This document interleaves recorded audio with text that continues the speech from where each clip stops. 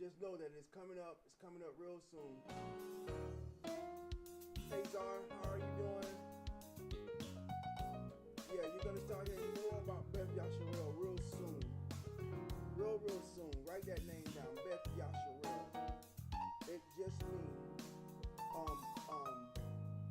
what it means is House of Israel.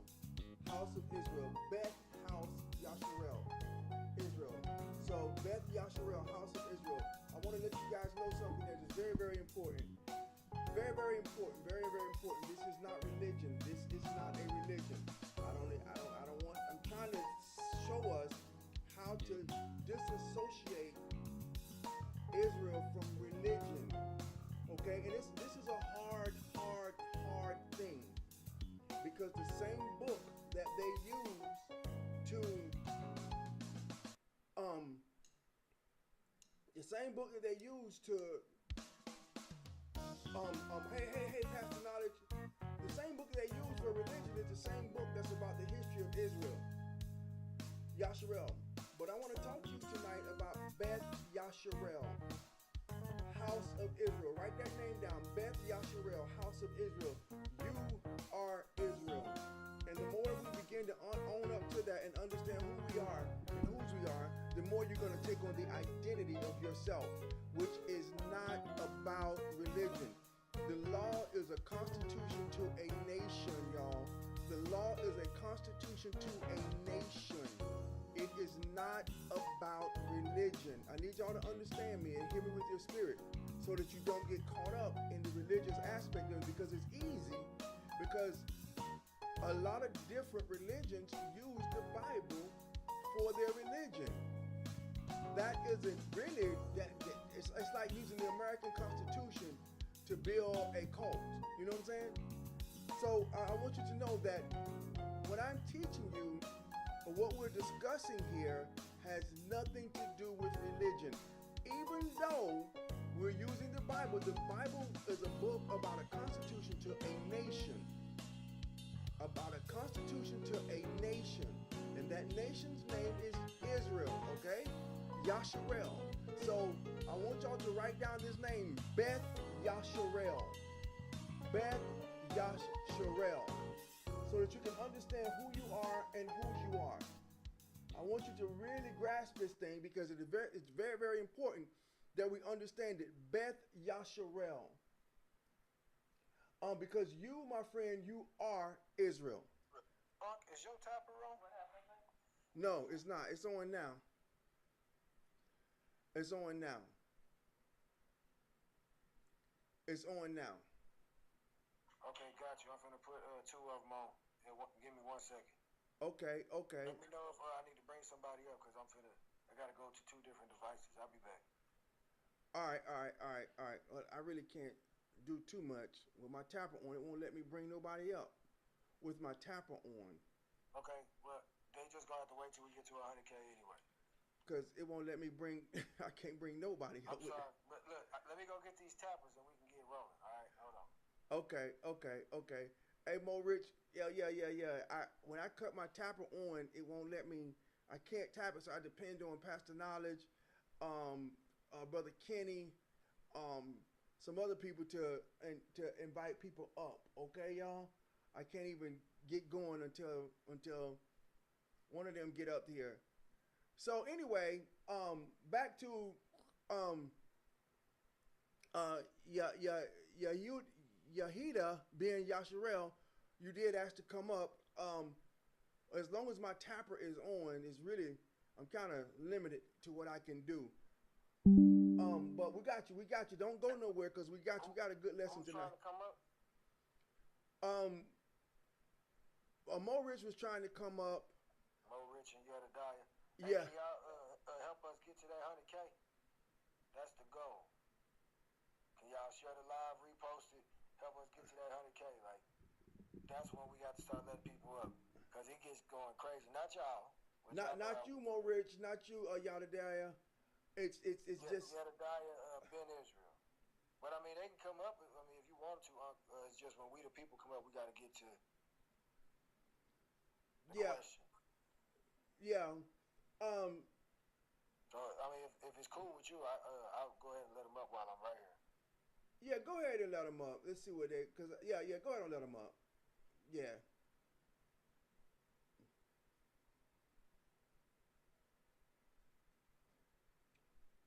Yeah, so Beth Yasharel, write that name down. Beth Yasharel, House of Israel. How you doing, Yedadiah? How you doing? Yes. Barack brothers. Barack brothers. To God be the glory, man. To God be all the glory. We thank God for you. We thank God for you. What's on your mind tonight, Yedadiah? Two things the Most High put on my spirit. The first thing is everybody should turn to Malachi 4, verse 1 through 6, and read up on that. And then the second thing is, you know, it's about words and how much weight and power they really carry. And us as people, when we grow, when we're kids, they give us the nursery rhyme, sticks and stones may break our bones, but words will never hurt us. But in reality, words are the heaviest thing, or the sharpest sword that there's known to man. Because even when you say something, you might not mean like no harm by it, but subconsciously that other person picked up that negative. You get what I'm saying? Yes. So that's all I wanted to say. Well, and I think as people, we should start learning to choose our words better, because they really do hold power. Even if you don't think, you can be saying something innocently. You might have just planted a seed that you didn't even know you planted by accident. Wow. Especially that's men. all I wanted to say. Especially men, and I want to tell you why men. Because men, you carry the seed. Men, you carry the seed. So whatever is happening in society, you, my friends, you are the ones that have planted the seed. You're the one that have planted the seed. As a man, you're that man. How you doing, Momo? How you doing, Michael T. Bailey? How you doing, my friend? Men, we are the ones that have planted that seed. So I want you to understand that from a real place. We're the ones that did it, because what we see in society, and the reason I'm talking about this today, I had an encounter today, and y'all gonna this is funny. I seen two women that were supposedly some kind of way in a relationship. I'm not sure how that works. I'm not sure. But you can turn over to Romans chapter number 1. Did you want to say something, Brother Morich?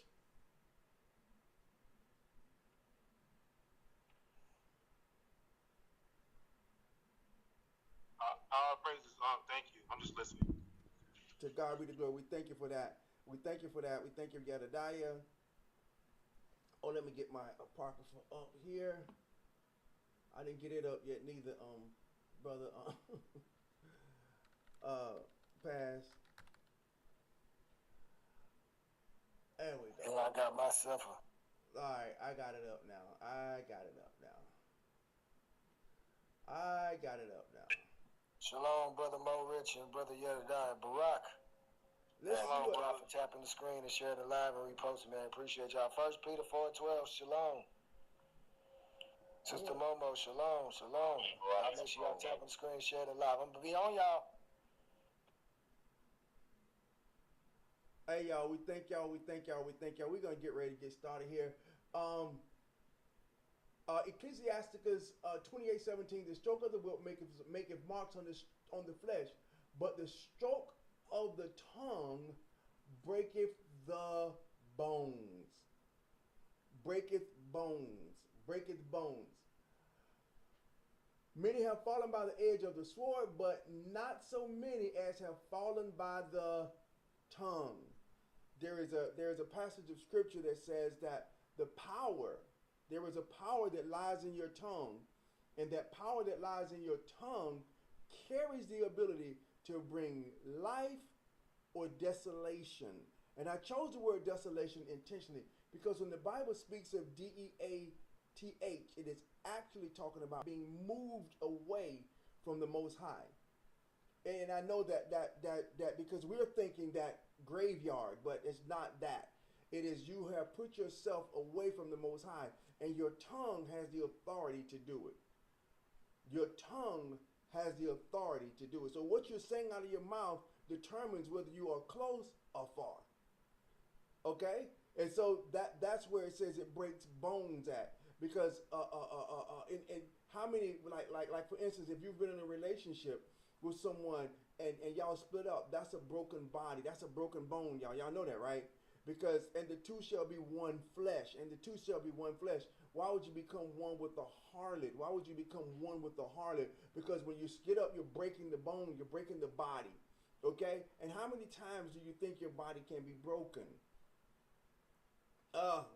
That's a whole nother conversation there that we'll be getting into. But I just pulled up Malachi 4 that my man talked about. But I want to run all the way over to Romans chapter number 1 tonight, y'all. Romans chapter number 1. This is very, very serious. And I'm going to start at verse number 18. Every so often I like to go to Romans chapter number 1. But even before I go, I'm going to read Romans chapter number 8, which is the conclusion of Romans chapter number 3, 4, 5, 6, 7. The conclusion of all 5 of those chapters is in Romans chapter 8. Romans chapter 9 starts a whole new topic, okay, but Romans 3, 4, 5, 6, and 7, and this is what, you know, the church talks about the doctrines of salvation, the doctrines of salvation. All of the different doctrines are found in here. The doctrine of righteousness and all that stuff is found in here, and that's where they come up with doing away with the law. But then Paul starts out Romans chapter number 1 and Romans 8 chapter number 1, and he says that therefore there is now no condemnation to those which are in Yahushua HaMashiach, who walk not after the flesh, but after the Spirit. Now, you must understand what he means when he talks about the Spirit. When he talks about the Spirit, and that's going to be found in Romans chapter number 7, verse 14. And we know that the law is spiritual. And we know that the law is spiritual, but I'm carnal, sold under sin. For we know that the law is spiritual. Therefore, there is now no condemnation no condemnation to them which are in Christ or Christ Jesus, Yahushua HaMashiach, who walk not after the flesh, but after the Spirit, Now, I want to show y'all what that means here in just a minute, because we're going to go somewhere tonight, because men, we have been given the charge. And all the men on the live, are you willing to take the charge that has been given to you, that we have foregone so long? Are you willing to really today begin to take the charge that has been given to you? I will pray that you are willing to take the charge that has been given to you. And I'm going to run over to where am I going? Ephesians chapter number, I believe it's chapter number 3, and it says that. Chapter number 3, verse 16, that he would grant to you according to the riches of his glory, to be strengthened with the might by his Spirit. Now, what is the Spirit? The law. The Spirit is the law. For we know the law is spiritual. And then Paul comes back in Romans chapter number 8, and he tells us that there is now no condemnation who walk after it, but after the Spirit. And here he's telling us that he would grant you according to the riches of his glory. So we need to understand, what is the riches of his glory? What is the riches of his glory? What is the riches of his glory? Now, run with me over to where I want to go. Philippians chapter number 4, verse 19, because we're going somewhere with this. But my God shall supply all your need. So that means that we only have one need. My Yahudah is gonna supply all my needs. So we only have one need. Put that in the comments. I only have one need. That's it. Okay. And my Yahudah, my Yah, shall supply all your need according to his riches in glory. Now remember, in Ephesians chapter number 3, what did it say? We just read it. Ephesians chapter number 3. Watch this. That he would grant to you according to the riches of his glory, to be strengthened. So the riches of his glory strengthens you by his might or his Spirit in the inner man. Okay? So when you understand that piece, right? It's the inner man, okay? Now when you understand that, now you can begin to understand, but my God shall supply all your need according to his riches and glory. And what's that? It's the inner man that he's supplying. That's where the strength is. Okay, you don't see electricity, but when you plug your plug into the wall socket, whatever you plugged it into is going to have power. And so when Yasharel gets plugged into, because Yasharel means directly connected to Yah. All right, I'm going somewhere with this. Just bear with me. So remember that my God shall supply all your need according to his riches and glory. So we only have one need, one need, one need, one need. Put in the comments, I only have one need, just one need. Colossians chapter number 1, verses 26. Colossians is a continuation of Philippians. It's almost like it's the same letter that was a continuation. If you read it, because Colossians chapter number 1, verse number 27, to whom God will make known what is the riches of his glory. What is the riches of his glory? For this mystery among the Gentiles, for this mystery among the ones who belong to him but had lost their way, the riches of his glory, which is Yahushua in you, the hope of glory. Okay, so the riches of the riches of his glory is Yahushua in you, strengthening whom? The inner man. And so let me read verse 26 so you can get a little more context. Even the mystery which had been hidden from ages and from generation, but now is manifest to his saints. Who are the saints? Anybody remember who the saints are? Anybody? I'll read that, Momo. Anybody remember who the saints are? Yasharel, the priest. There's Yasharel, okay? So even when you see that, I need you to understand that who he's talking to. He's talking to Yasharel. He says, even the mystery which has been hid from ages and from generation, but is now manifest to his saints. Okay? We found out a couple weeks ago, well, actually longer than that, but we went over it again a couple weeks ago, that the saints are Israel, Yasharel, okay? That's who we are. And then it goes, says, verse 27, to whom he will make known what is the riches of his glory. What is the riches of his glory? Yahushua HaMashiach in you. Now, what is that parallel to? John 17 and 21. I'm going to read it to you. I'm going to read it to you because we're going somewhere with this. And we're going to end up in what book? We're going to end up in Romans chapter 1. We're going to end up in, I forgot. I'm going to go. What was I going just now? Oh, John 17. John 17. Because this is Yahushua praying for us, okay? And remember that the prayers of the righteous availeth much, okay? And so he was a righteous soul, okay? So that was the case. He was righteous, and his prayer availeth much. And so he prayed in John 17 and 21. This is what he said. Listen to what he says now, because this is very important for us to understand who we are and whose we are. Neither I pray for these alone, but for them also which shall believe on me through their word, that they may be one. So we might be one. So it's just one nation, y'all. It's one nation. It's not your camp, my camp, his thing. How you doing, Red? Their thing over there. It's just one nation, okay? And that's why I said Beth Yasharel, because Beth Yasharel, the house of Israel, okay? The house of Israel, the house of Israel. He only came from one nation. I believe that's in Matthew 15. I think it's 23, somewhere around there, 21, 23. He says, I came for the lost tribe of Israel, okay?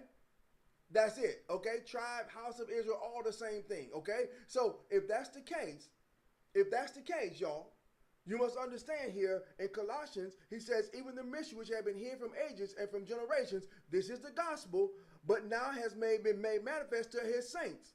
Okay, this is the gospel. What is the gospel? To whom he will make known what is the riches of his glory. What is the riches of his glory?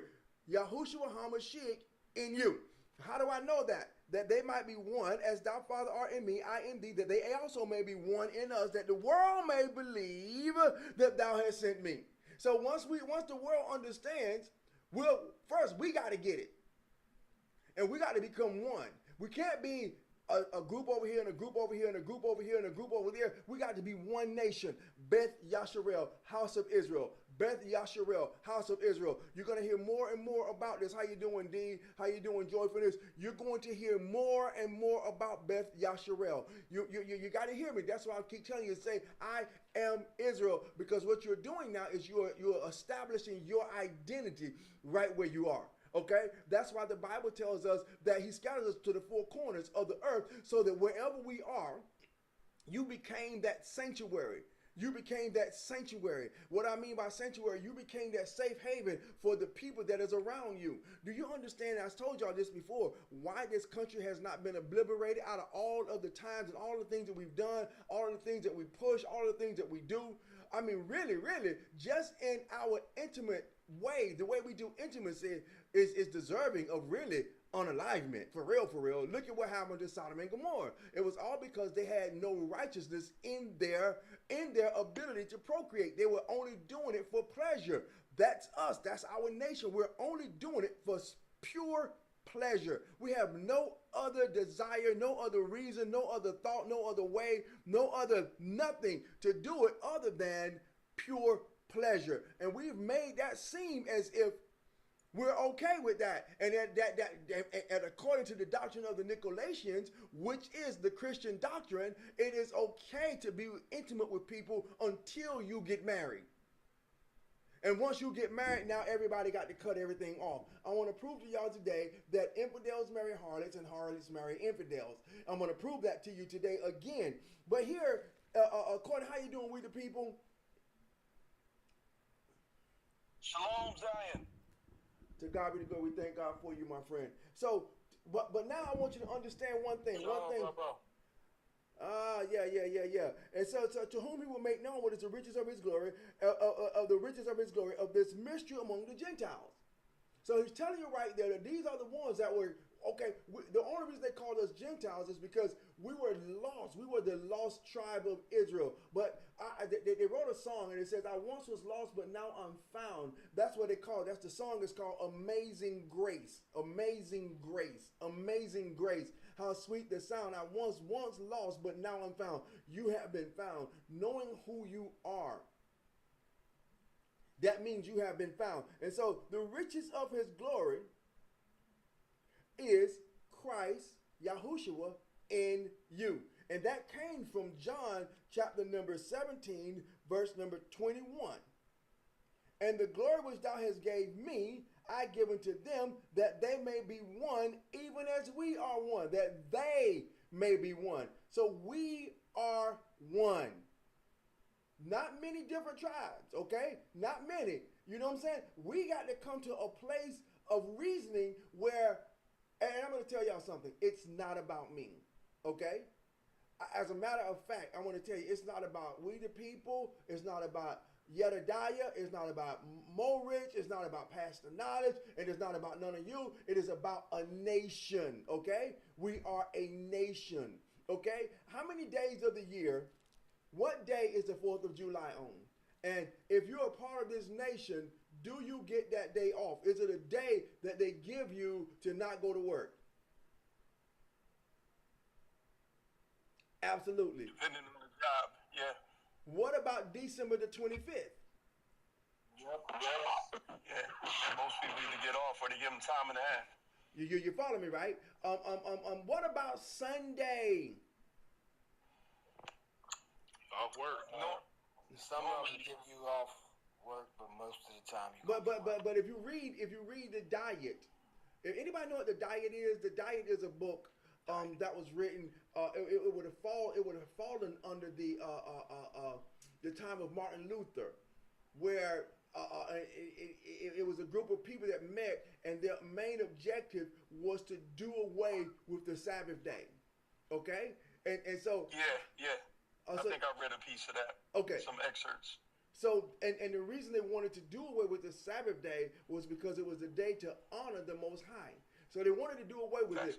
That's when they started, because I don't know if y'all remember, but I can remember when on Sundays, man, it was hardly anything open except for convenience stores. Anybody remember that? Y'all may not remember that. Y'all might be too young. But I remember that. You know what I'm saying? As a matter of fact, even to this day in South Carolina, on Sundays, you can only buy grocery up until like 1 o'clock or something like that. After 1 o'clock, then you can actually start shopping in South Carolina. But I remember as a little boy growing up that on Sunday, but it wasn't no restaurants open. KFC wasn't open. McDonald's wasn't open. Everybody was shut down on Sundays. And then when they all started open, we thought it was, it was a great and grandiose thing. But the whole objective the whole time was to do away with the honoring of the Most High. So Saturdays, the seventh day of the week, we already have it off. Remember I told you, there is no law that is against the Most High. Just like intimacy. And people say, well, you can't have more than one wife in this country. Well, if you've been intimate with more than one woman, you are connected to more than one woman. You just don't honor it. And I'm going to prove that to you in a few minutes. Go with me over to Romans chapter number 1, verse 18. Come on, brother, we the people. What do you got to say to us today? Man, this is a sad state of affairs, man. Just looking at the sin that's on display. We talked about Deuteronomy 28 the other day and talked about how, curse shall you be in the city. And the only thing that brings on the curse is where the laws are not being actively kept. And I'm going to say actively kept. Not actively read, not actively recited, not, I circumcised my son when he was born, but you let him live like a heathen for 18 years or 7 years or whatever. Like where it's not actively being kept, the curse is going to be there. So when it's saying curse shall you be in the city, that means the laws ain't going to be kept in the city. Curse shall you be in the field. That means even when you get to the countryside, they ain't going to be keeping the laws in the field. Curse shall you be when you come in. And it's like, man, it's almost like he has to go through every activity we would have done in the normal course of a day or in the normal, environment that we would live in, to talk about how saturated we would be with rebellion against the Most High through the breaking of his commandments. So it has to be addressed. We got to deal with where we're at right now. And why don't we have the best of everything? Why aren't we at least breaking even with everybody? These are questions that, we got to ask. And I know that we go there with families and stuff like that, but don't y'all understand that they're creating families out of men and men now because we broke the law so much? They're creating families now out of women and women now because we broken the law so much. So what do you think's coming next? The Gentiles are going to keep on Gentiling, so they ain't going to stop. I don't know. But I would like you to address some of that. What's coming next? And we can clearly see it in front of our faces. But some things we just don't say it. We don't say like why cities and places are being torn down. But I'm not going to shift the live. Go ahead, I appreciate that. And actually, brother Pass, we are actually going in that direction. That's the direction we're going. It's because we're in a sad state of being, and it's all because we don't understand that this is our punishment. We don't understand this is punishment, so we're all trying to find, women with women, men with men. This is punishment, y'all. This is punishment. And it is punishment to whom? Who's the punishment to? Yasharel. It's to us. But the funny thing about it, Unc, is that everybody know Jesus' name. We got a church on every corner, though. And if everybody say that they got the truth, why is it that our conditions are like this? That's the part that I don't understand. The churches are in the worst places that is crime riddled. I mean, we're not just talking about sin. We're talking about the results of sin down to the point of unalivement. But the church, they always holding a funeral. We dealing with an epidemic of baby fathers, baby daddies, and an epidemic of baby mamas. But the church going to go ahead and still marry that person off to the next joker standing in line, whether it's on the man's side or the woman's side, without acknowledging all of the ones that was there. If anybody has anything to say, speak now or forever hold your peace. There need to be some women jumping up. Hey, I heard that intimacy was marriage, so I was the wife before her.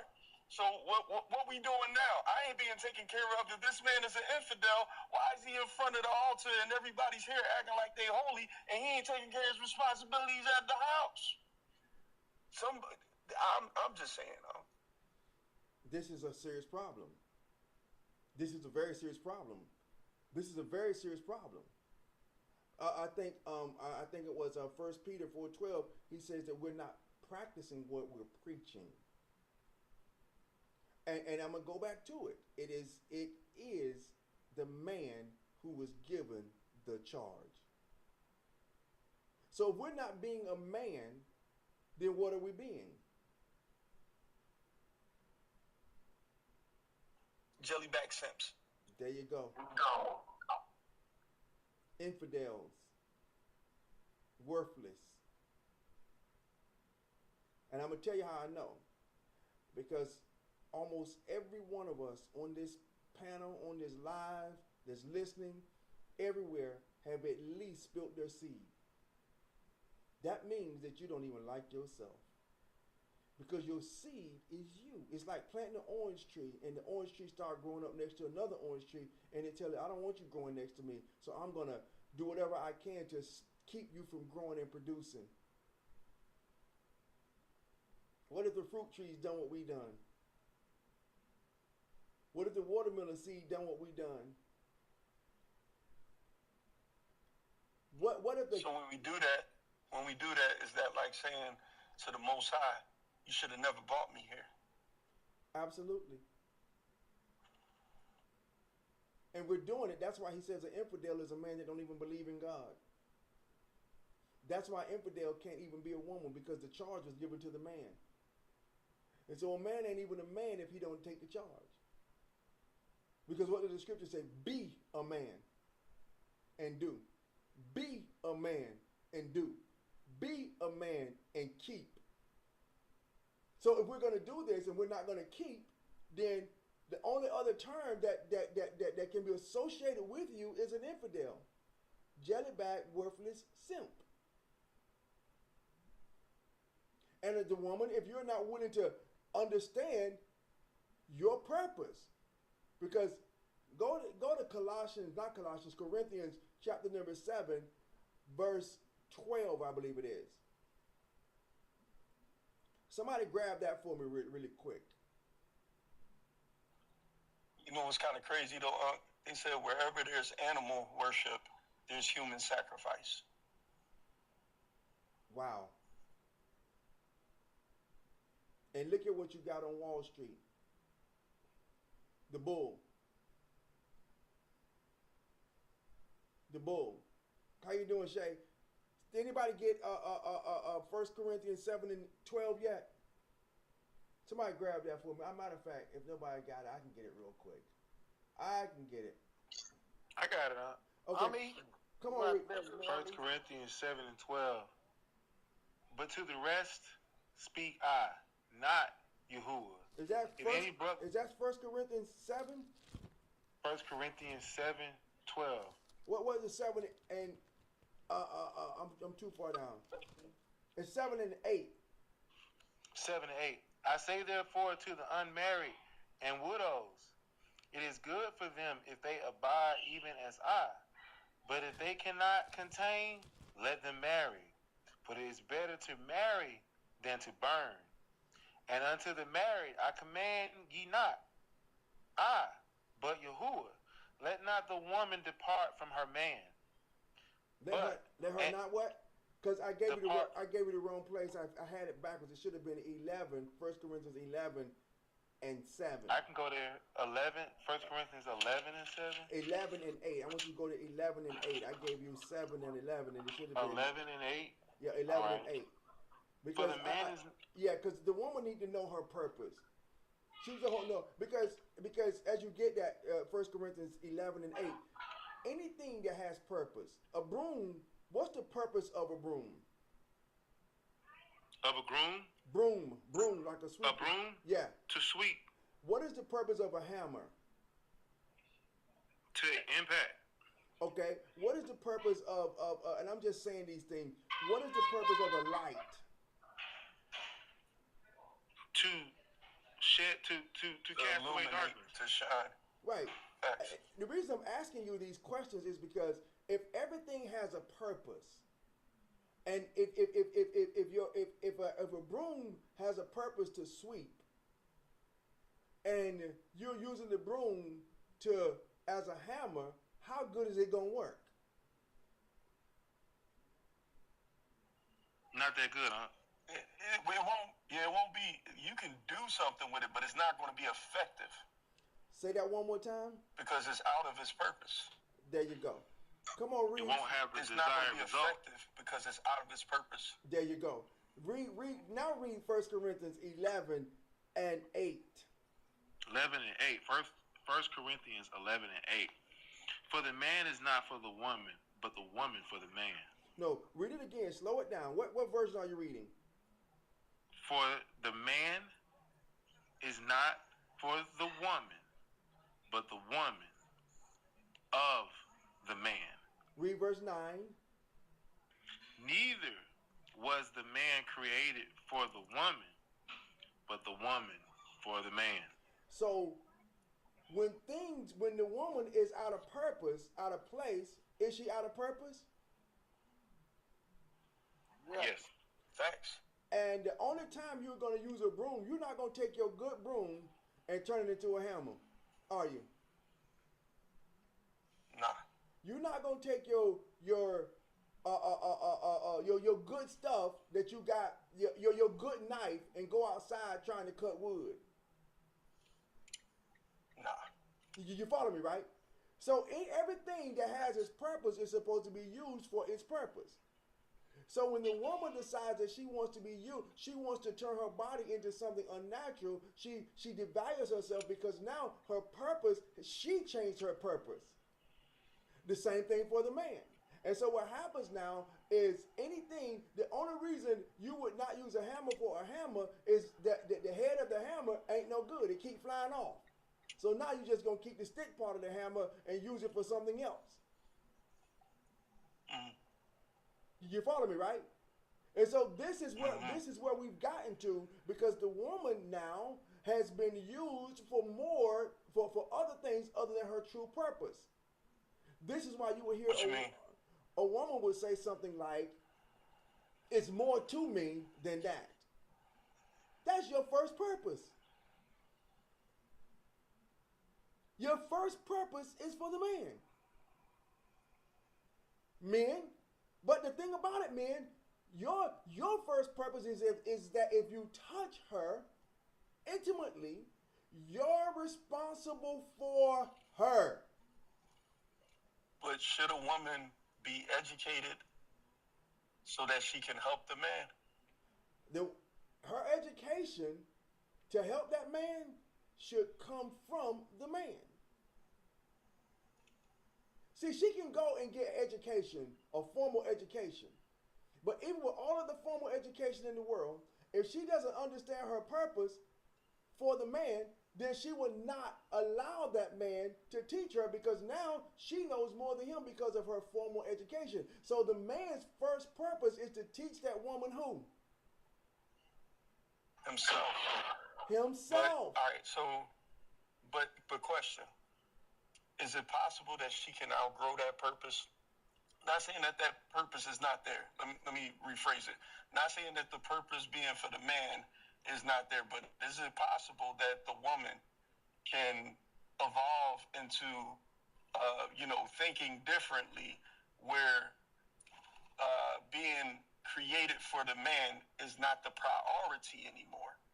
That something else can replace that as a priority while she's pursuing something different than that.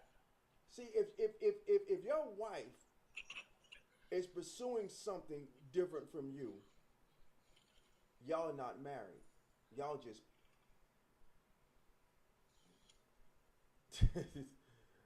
Existing. Me.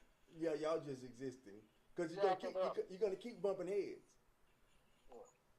It's crazy you say that. I literally just had this conversation with my wife.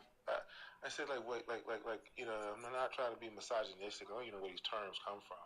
I think a lot of them come from the civil rights movement and all this other kind of stuff. But I said, what is a woman's purpose outside of her covering? She has none. And I was having this conversation with a young man this morning that in 1962 to 1964, Margaret Sanger, what she done was her main objective was to put the woman against the man. Remember the Willie Lynch, what he wrote. He said, if you break that woman, you put her over the top of that man, she will deliver him to you. She'll deliver him to you. So the woman's purpose is for the man. Okay? And this is a hard thing for the woman because pride now says that no. And I heard someone says, well, what if the man don't understand his purpose? And I'm going to get to that because most men don't understand what their purpose is. Let's find out what the man's purpose is. Wait a second. What? So what about the fight for women's rights and the suffrage movement? You know what I'm talking about? Like, you know, the women they fought to obtain the modern day status that we see today, that they can have you know, the same things that a man can have. So how does that fit into the kingdom? Well, I want to tell you this. Prior to 1962, the black woman was the most well-treated, well-respected woman on the planet. No one was treated better. No one was married at a higher rate. No one was. No one.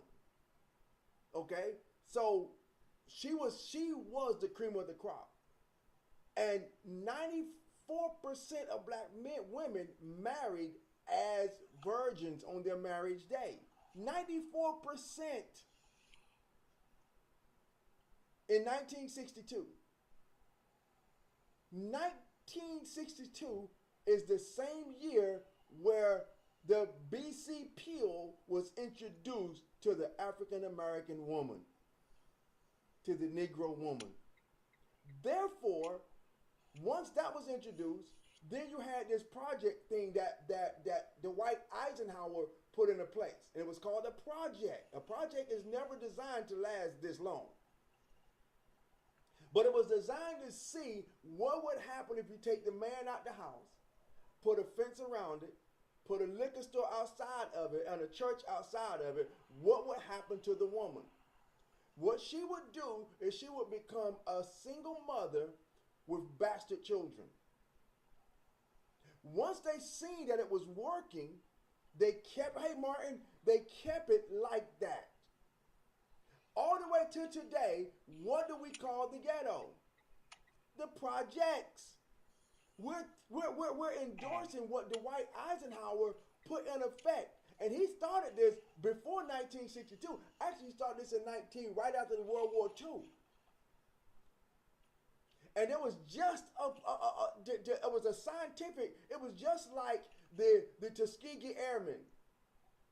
It was just like when they would give the shots to the women to sterilize them. It was just a project to see what would happen. And we still are operating within that today. Even to this day.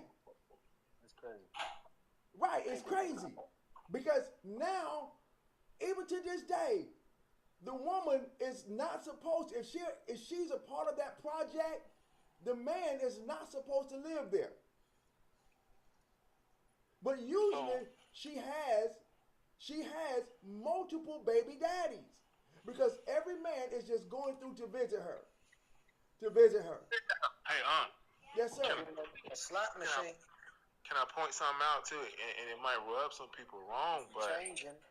when you look at the Civil Rights Act, and I want people to understand this, Martin Luther King did not write any of his speeches. Most of his speeches were wrote by Ashkenazi Jews.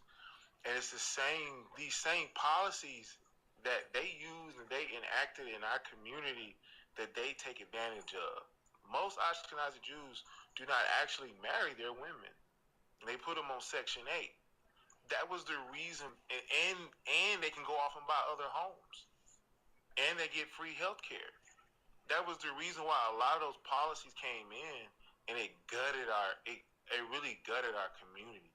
And a lot of people really don't see that when they talk about a pro-democratic approach. They don't see how this mindset just gutted our community from the bottom up. It did. But I'm going to tell you who played the role though, because we men sat silent. We are the only race of men that does not come to the forefront to protect our women. We let whoever want to come into our community and we run and hide our tails. And I know why, because they made us effeminate and scared to defend our woman. Oh, man. We became Brother afraid. Cruz. Yes, sir. All right, so I got to challenge you on that, what you just said about the men. All right, so I'm going to put it out there, and correct me if I go wrong. There were men that tried to stand up, protect, and defend the women, even back in the plantation days. They were. Those were the men that was captured by the slave masters, taken with other slave masters and the slave helps and the slave managers, raped in front of his own family, beaten within an inch of his life, and they put 2 horses on the hands and the feet of the man and made the horses go into 2 separate directions, splitting the man apart in front of the whole. So is it that we're spineless jellyback? I'm missing a word. Spineless jellyback. The infidel simps. Is it that we're spineless jellyback infidel simps that never stood up for our women, or are we dealing with a nation of boys that became men that was traumatized from this and is continued generationally down into what you see the men doing, while the women, taking on the masculine role? Bro, I feel you, bro. I feel what you're saying.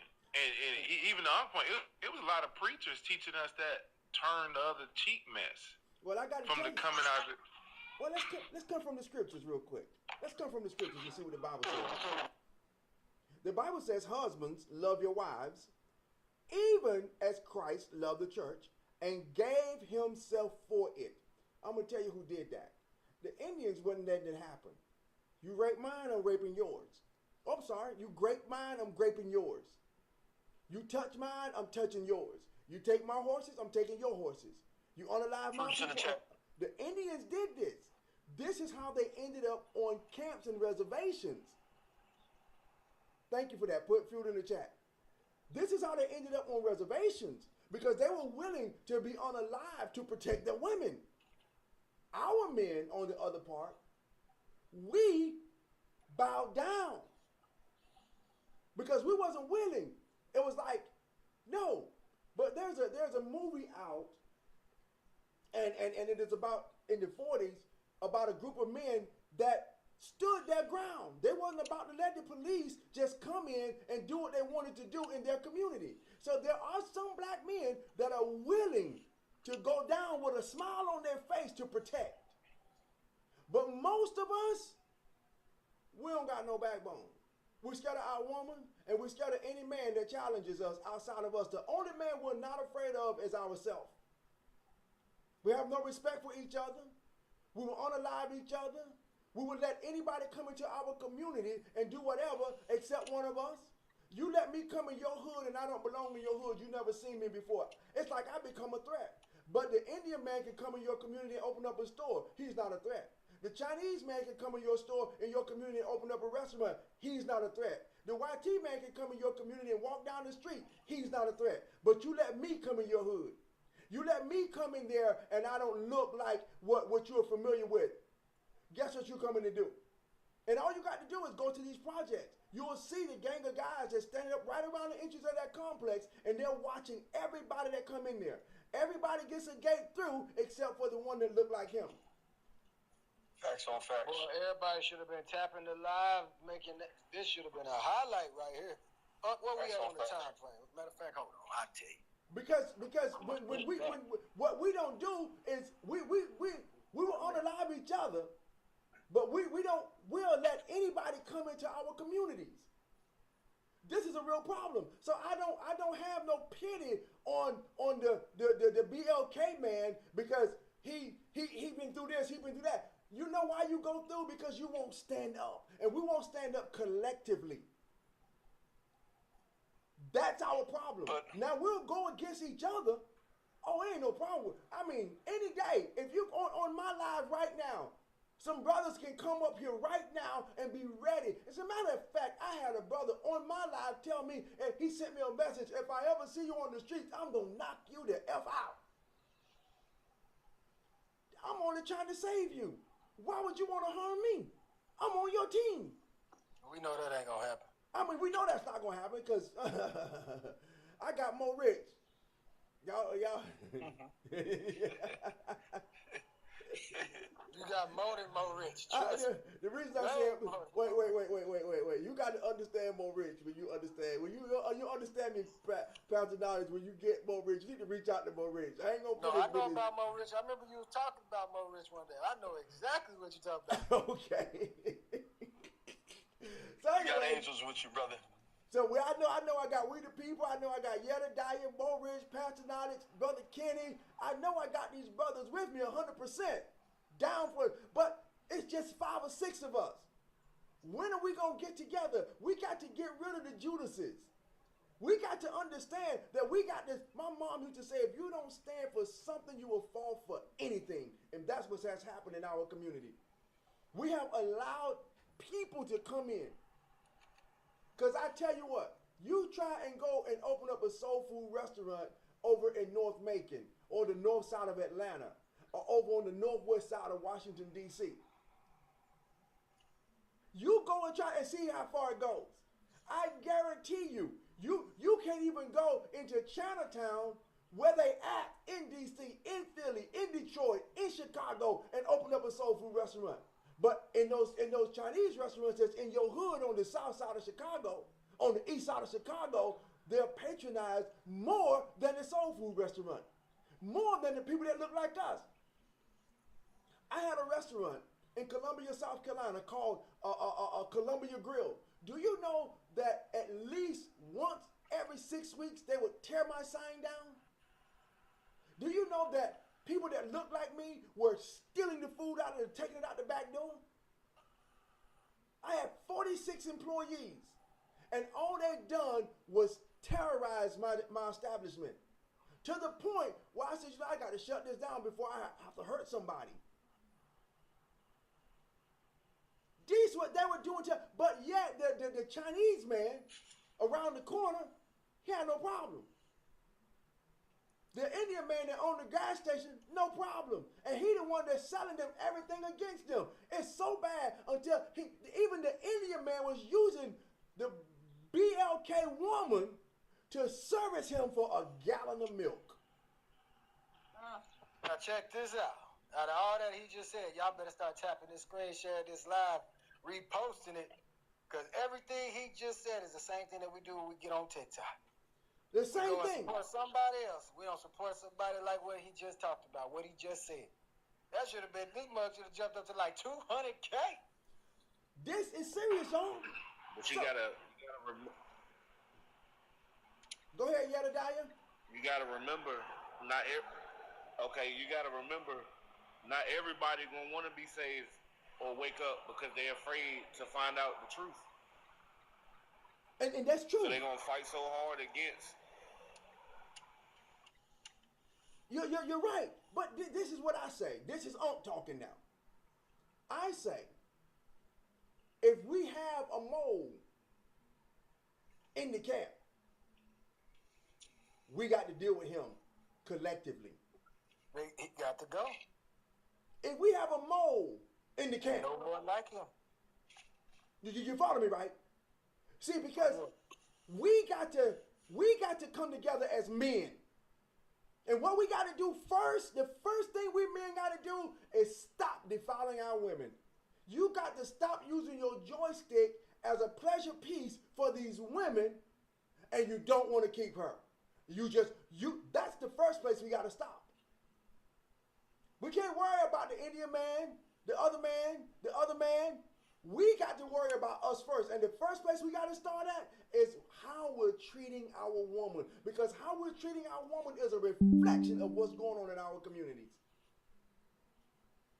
Because she feels that if it's okay for another man for you and me to go into her, then that other man is no problem. The YT man ain't no problem. As a matter of fact, she has more respect for the YT man.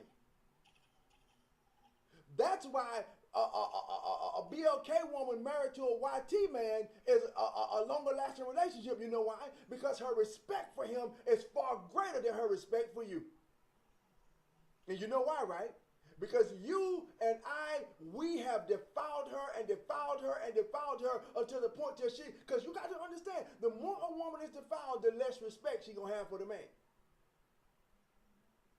And even the one that chooses her, she's gonna have very low respect for him.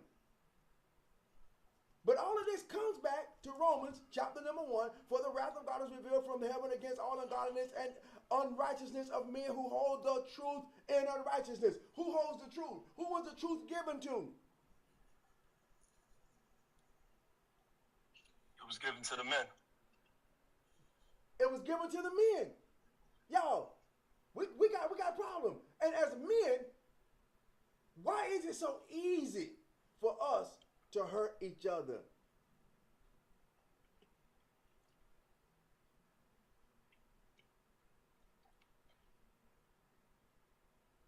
It's the curse. I mean, we don't see it as we're hurting each other.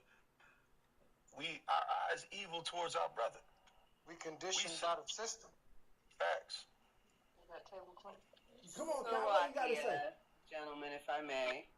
Shalom. Shalom, sis. Shalom. So I'm always gonna have issues with the curses, brothers. I'm not saying they're not real, but I'm still gonna give a lot of pushback as to when do we allow the curses to continue to stop cursing us. I agree. There was absolutely a number done on the BLK community, and we did not recover very well at all. We have not recovered. I agree. There's always going to be moles in our community. I agree with these things. But when do we just stop giving it so much lip service and just be a better human being, be a better brother, be a better sister? That's a real question. When do we put the curses aside and say we're gonna beat the curse? We've identified them. I don't think that I don't think it's for us to put the curse aside, because we didn't put it on. We didn't necessarily put it on ourselves. A lot of these things was passed down from following our fathers. That's what the scripture says. It says that we followed our fathers and we did as our fathers did. So what the Most High said that he was going to do to them, they said, hey, give it to us as you said that you was going to give it to us.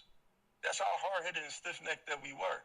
Now, as individuals, I believe that the remnant can come out of it.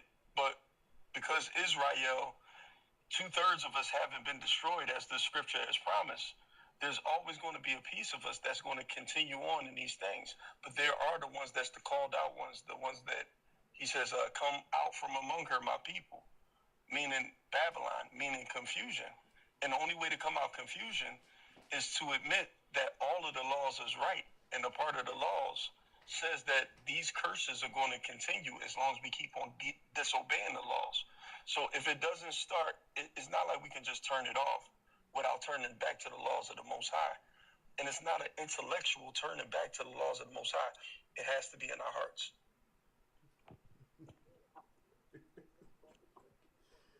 Kenny said he has a mole on his face. Now do something. I know that's right. But listen, y'all, and Kai, this is what you say, brother. Pass. Oh no, I was just saying, going off of what Kai was saying about stop talking about it and be about it. And I mean, that's what we have to do. That's what we're talking about right now, which is being about it. We have to have platforms like this where it's showing that we are actually being about it and we standing on it. We standing on our square when it comes to this. That's why we don't deviate from it. We keep on pushing this out there. If we can get these things out there, we can change the algorithm. We can reset a lot of things. We can go back to the old way, which is the way that the Most High intended for us to be in the first place, which is man's original state of mind. And it just seems like there's a lot of backlash when it comes to going back to the true way of the Most High. This is how we got to deal with it, y'all. First of all, we should be aware of it. And the first problem is how we treat our women. Because how we treat our women determines how the world can treat your woman. You know that, right? Do you know why you go to jail so quick for touching a YT woman? You know why, right? You know why you touch that YT woman and you see what happens to you. You just might get the F-day penalty because she's protected. Our woman is not. We don't protect her. Now we will defile her quickly. And she knows that.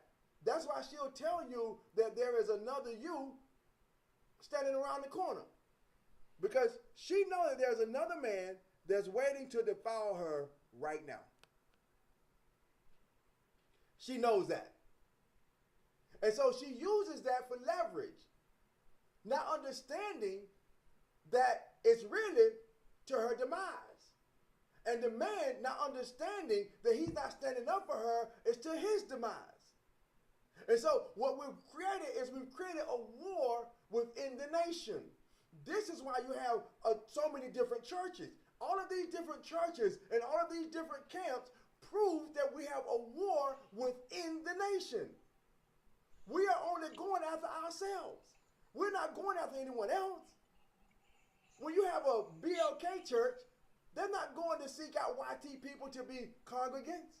And if they get a couple, oh, I got some YT people in my congregation. So therefore, what we're doing is we're promoting the respect level for everybody outside of us, as opposed to us. That's why when you have a BLK-owned institution, store, or business, the level of expectancy way supersedes that of anybody else. And so therefore, the YT man can come in and charge you 3 times as much as a BLK man, and you are willing to pay it just because. But the BLK man comes in, and I'm speaking from experience. Everything he does is just not good enough. Come on, Duda, what's your question?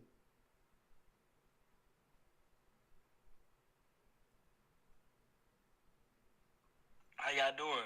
Great. How you doing? I'm doing good. Hey, so listen, my name my real name Deshaun. I'm from Seneca, South Carolina, and I'm a 24-year-old. I'm not sure on what y'all topic is, but my question y'all is basically how can I heal from an ex? And I met this girl. I met her in college, so this would be about 2 years ago. We started off as just like, you feel me, friends and benefits. We getting it on. We getting a little action going on. But I seen early that I was seeing signs like, oh yeah, like this female, like she'd be on the phone with a man and then hang up the phone and then she'd instantly try to kiss me right after. So it just it started building up to like, we just going off the high at first. We just going off the high. Then we eventually caught feelings. You having sex with a person so much. Eventually, hey, dude, in certain words. So say sex or relations. Okay then. But yo, it ended up just like you do something with somebody so much. Eventually, y'all gonna catch feelings, and we ended up dating, and then it just turned toxic. Like I was finding stuff on her phone, but the whole time I'm thinking beforehand, oh, I'm gonna do something because I think she already finna do something. But like, I can say, I want to tell myself that was my lover. Like, that's somebody that I actually wanted to marry. But it's like, we eventually broke up because in my heart, and I believe in God as well, like, I believe he's a higher power. That's the only one I respect and I live and I go off of. He was telling me basically like, oh yeah, it's time, dude. I used to pray to him, like, when should I let her go? He let me know it's time, dude, like, let her go. So eventually I broke up with her. But it's like, I still think about what we used to do, like what goals we had in the future, like just the love, the quick love that we had. But I also remember like this wasn't no real love. Like it was just like y'all was just going off the high. You was confused. So I'm just a young black man, bro, trying to be successful in the world. I see y'all some OGs that got knowledge. So I'm just asking y'all like, what advice can I use to not think about it, like to not like try to call her, try to, you feel me, make amends with her. So that's my question, y'all. Or hear the pain. Yeah. Or hear the pain from it. I got a question for you, Duda. Where's your dad? I don't have one. I mean, I have him. Like he's alive, but he's an alcoholic, like a full-time alcoholic. So And I have a father too, but he's a gamer. Like his focus on video games. Like I was raised by my aunts. He was raised by his, like we blood cousins, right? And we come from a different type of background that some people on this viewing that maybe can relate to, but we didn't have a lot of black men that we could actually look up to and that inspired us. We had to find that in ourselves. Whether our circumstances was, we was in a small town. We from I'm just old as him, 24 years old. We in a small town in South Carolina, Seneca, South Carolina. He just graduated college. He was the first generation in our family, and I'm gonna be the second this December. We just didn't have a lot to look up to, really statistically, we're not supposed to be here, like where we at, just trying to thrive and just continue to just chase our relationship with God. But like my cousin was saying with females, I done had that same type of female. Like I attended HBCU in South Carolina State University, and I'm definitely tapped into the culture a lot. That's why I attended it. And when I was saying like the lust and it's just a lot, you know what I mean? Like I had the same type of ex, and when you love somebody hard, love will make you do crazy things, right? Yeah, you're right. You're right. I wanna encourage you guys to keep seeking the Most High. Okay. The first thing is, as young men, you need to have a man. Now, I don't know if I was up here when I was describing a man. Okay. Just because he wears trousers and he have man parts does not mean he's a man. He could be an infidel. I want to explain to you what a man is.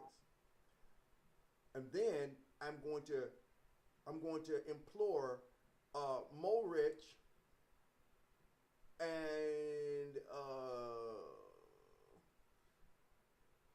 definitely Mo Rich. I know Pass is real busy. I'm right here. I'm enjoying every minute of it. No. I need to assign men to these young brothers. I'm not nowhere near that far. Okay. All right. I need to assign men. I can talk to y'all whenever y'all want to talk. Right. I want you to send out a DM. You see that name down there that says Mo Rich? Mo Rich. Yes, sir. Little dapper young fella. I want y'all to send him a private message for me. Okay? Send him a private message. All right? Get 1 Kings 2, because we got to explain that to you as well. While we got you, I feel the Rahook right now. All right, I got you. I'm finna grab my sword right now. I'm trying to tap this screen at the same time. I need to get another brother outside of I got him too, Mo Rich. I got him too, man. I really appreciate y'all on here, man. Hey. Kai. Can I give y'all a follow? Yeah, for sure. I'll follow you back. I tell you what you do. I'll y'all right now. I'm passionate about fatherhood, man. Like that's all I talk about. I'm a father, and there's other men on here as well. So yeah, man, reach out to me. I would love to chop it up with y'all. Okay, I tell you what. Sure, I appreciate y'all. Shoot me a DM. Uncle's talking. Shoot me a DM as well. Okay. I got y'all. I'm gonna answer the call. I appreciate y'all. Shoot me a private message, and myself and Mo Rich, we're not that far from you land-wise. Okay? We can hook up. Because I don't think, and this is one thing, I think I've said this, any man that does not have a man that he looks up to is a dangerous man. Okay? Hey, I need y'all to hear me with that, okay? Any man that you with that say, I don't need nobody else, it's like having an iron or having a knife with no sharpener. How long is that knife gonna be good for you? It's gonna get dull. And eventually it ain't gonna cut nothing. I got 1 Kings chapter 2, verse 2 and 3 when you ready. All right, this is what we're gonna do. I want to explain to you what a man is. This is coming from the Bible, okay? 1 Kings chapter 2, verses 2 and 3. Come on, read. I go the way of all the earth. Be strong, therefore, and show yourself a man. Stop right there. Now he's getting ready to show you what a man is. What's a man?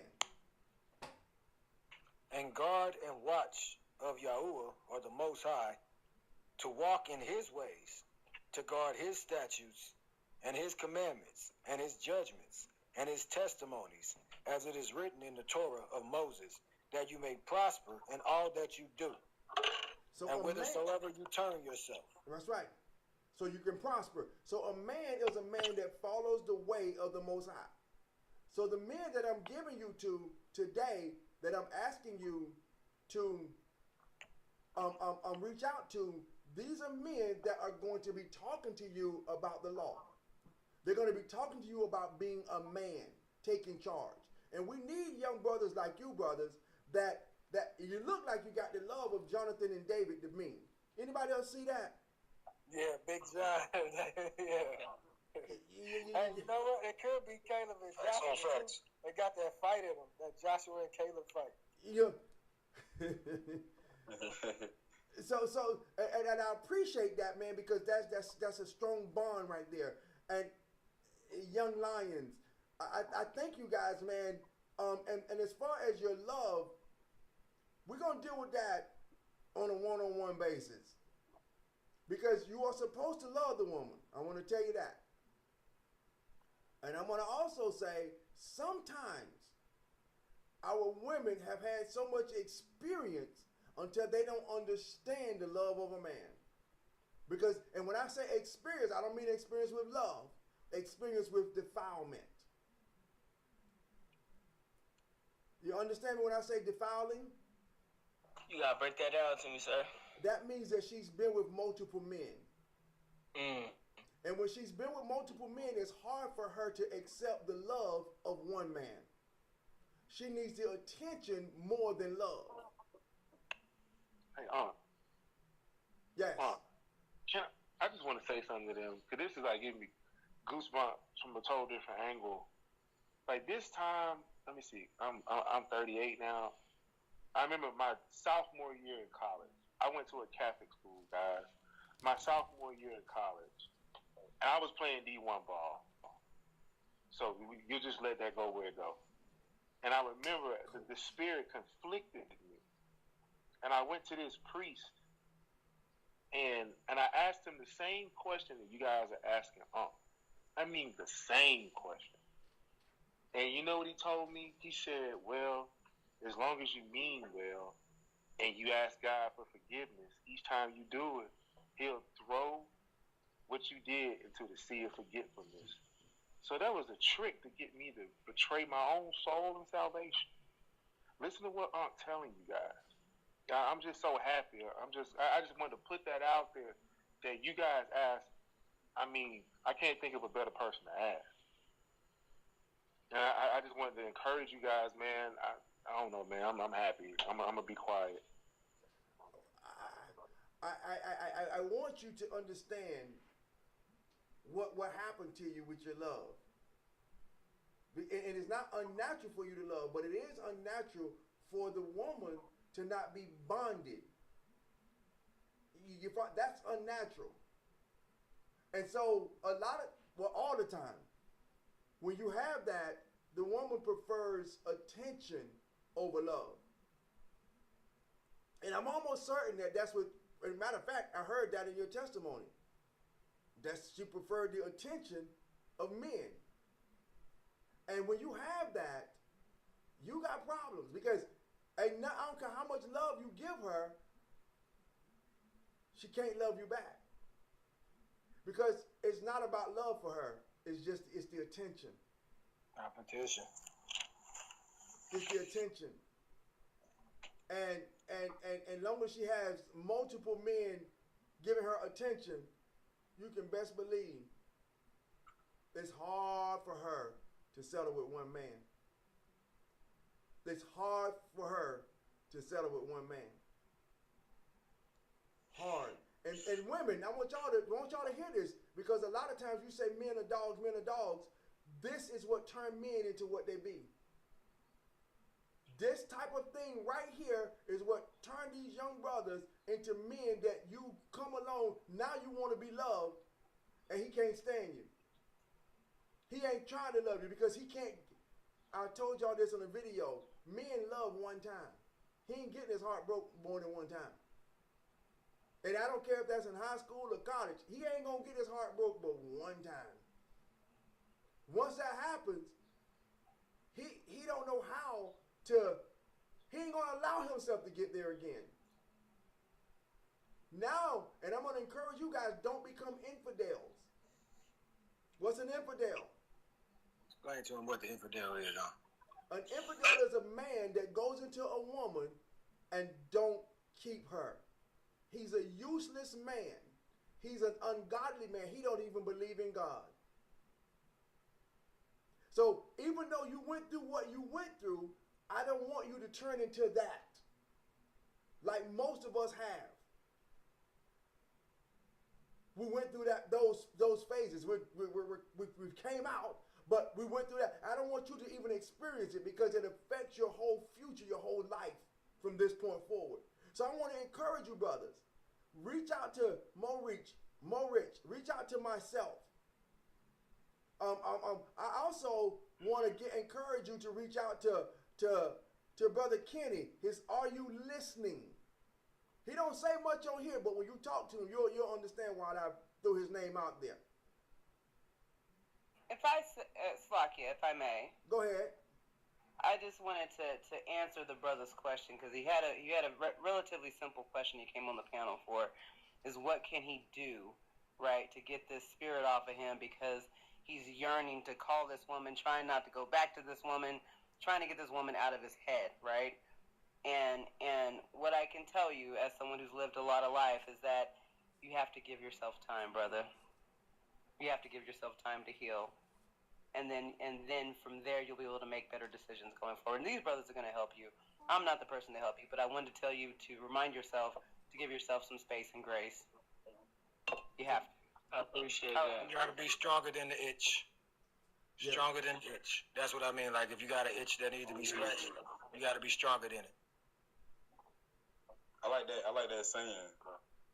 Yeah, you'll be all right. Now, and thank you for that, Momo. I did say that I wanted to address it because, and I appreciate you, Kai. I really, really appreciate you. But I wanted us to deal with that answer because it's deeper than just, we got to get into some conversations that I don't want everybody to hear with these brothers. Sure.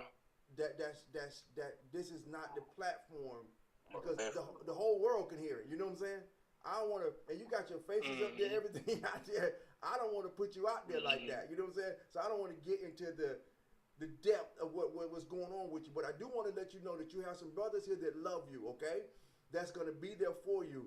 That will drive to your city to make sure we can hold you up, hold your arms up, to make sure that you can succeed in life. Okay? You got some brothers that's going to do that right here. And it's more than just the two that I mentioned. It's a whole lot of brothers on here that's willing to impact your life in such a way. You came to the right. I don't know what made you come here tonight. What I do know what the Lord made you come. Good Lord. And I thank God for you. Matter of fact, brother, we the people, we were talking about this earlier today. Let's do it God's way. So my brothers, don't go nowhere. Stay with us. Make sure you send me, Uncle's Talking, a private message.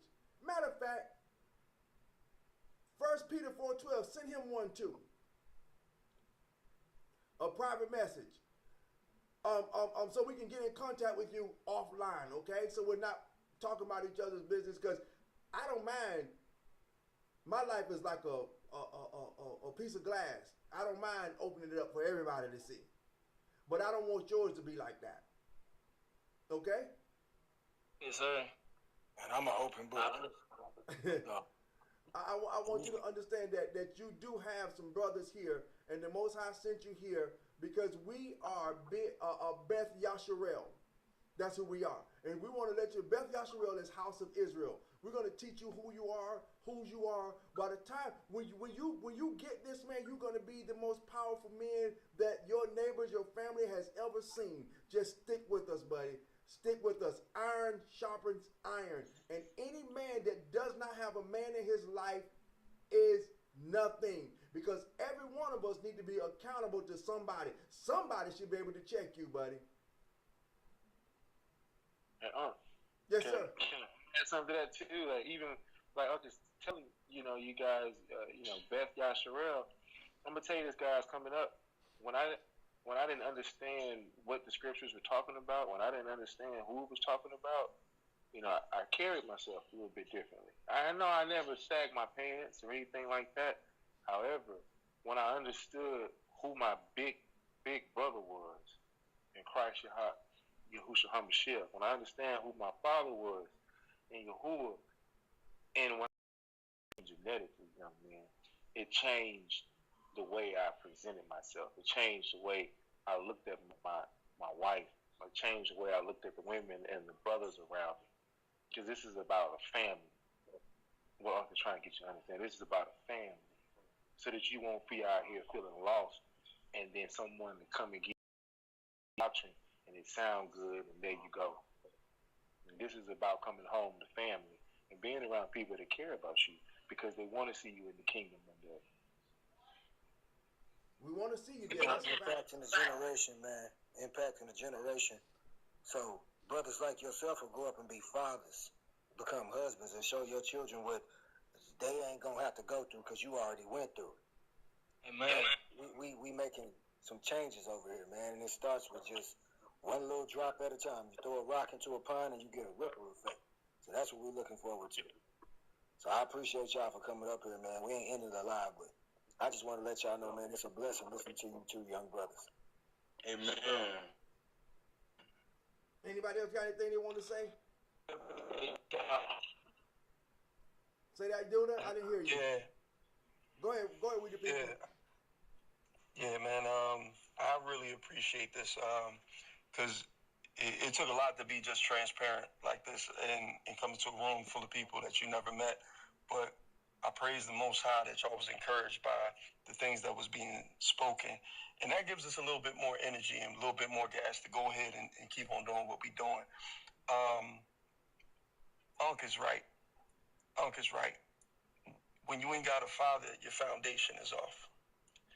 And if you ever tried to build a house on a slanted foundation, that means everything's off.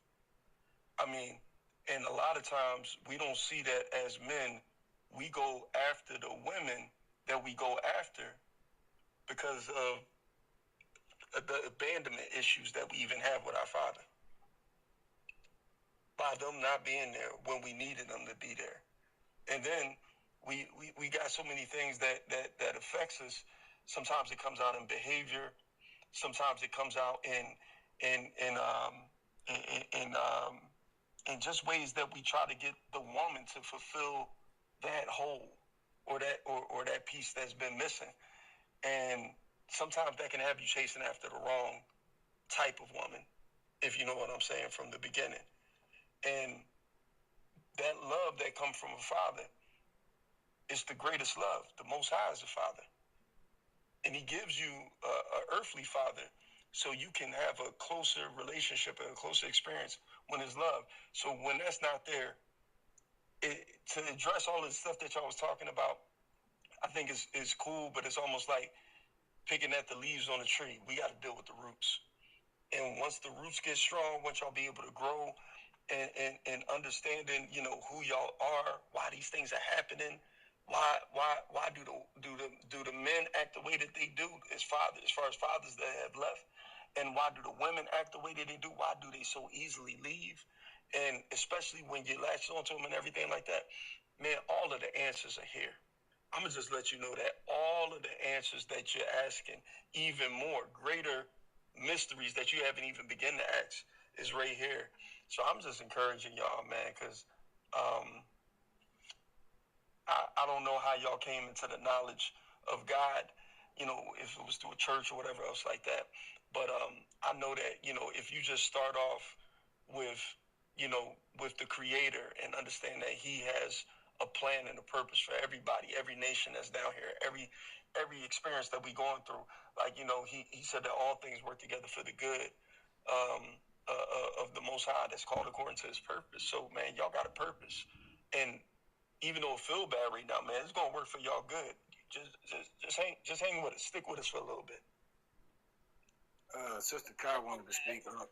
Yeah, I just wanted to add really quick that you found a panel of people that have a vested interest in your success. What that means is you found a panel of people that really, really want to see you succeed. And we talk about our youth all the time on this panel, and we're a bunch of old heads, every single one of us. Not me. I can say it. I'm old head. I know. But we definitely want to see you succeed, because we as older people, like, sometimes we feel like, the young folks, like, they're tone deaf to what we've experienced and so on and so forth. So this is a big deal for us. Everybody's a little bit geeked right now. I can see it on their faces. And so please be sure to follow up with these brothers. Make sure you follow them. Tap in, right? You'll find more like-minded people that you can tap in with, and we would love to have you as a success story. That would be so dope. Okay, I yield. Thank you for that, Sister Kai. Brother Kenny. We thank you for that. We thank y'all for that. Brother Kenny, hey, this brother up top, are you listening? Make sure you send him a private message as well. Come on, Brother Kenny. Hey, Kenny. Blessings, family. Yeah, make sure Blessings, young men. Blessings. You gonna say something to these young men today, or you just gonna give us with the 3 words? I might hit you with an 8-piece. How about that? Let me see you come with it. No, it does my heart good to see that. Stick with us. We got you. Yeah. He don't talk much on here, but when you get him on the phone, you'll hear a different side. Trust me.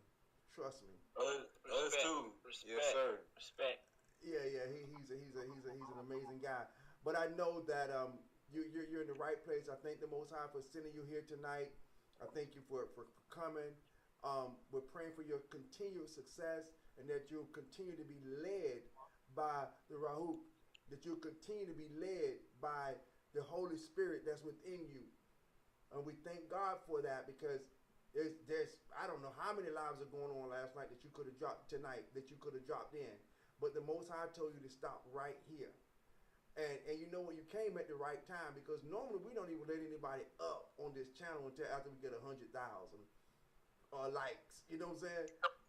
We was well past 100K. Right. They came in, so we thank you for that too. You know what I'm saying? We thank you for that.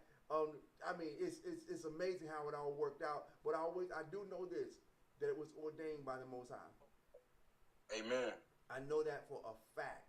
That's why it's here. And just like Kai said, you have ran yourself into a gold mine. You have no idea what the Most High just done for you.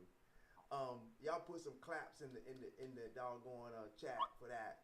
And we just claps. You know what? Let me handle that. You see that you old people claps.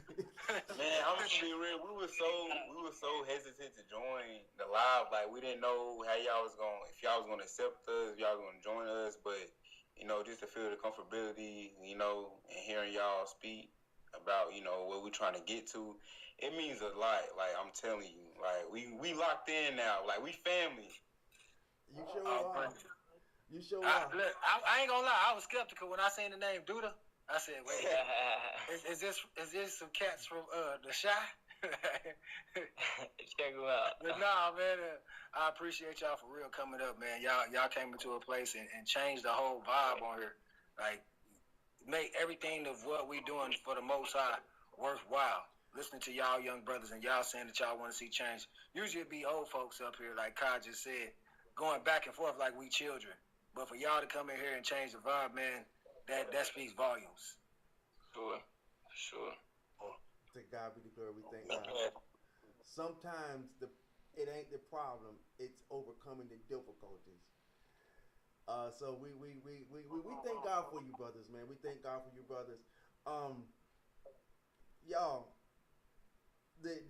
I'm not gonna go down the same path I had planned on going tonight. And that was I was gonna go down. Matter of fact, you know what? I'm gonna keep going because that much. And I'm in Romans chapter number 1. I just wanted to show us what our punishments are. What we go through is punishment. Everything that we go through is our punishment. And punishment, chastisement. Hebrews 12 and 6 says that the Most High, what does He do with those that He loves? He chastises those whom He loves. So what we go through is chastisement. That means that He loves us. That means, Duda, that He loves you. That's what it means. You go through and you try to figure out what it is. It just means that He loves you. I mean, that's hard. You know, your mom tearing your tail up and she's saying, boy, I love you. Well, you don't love me. What you talking about?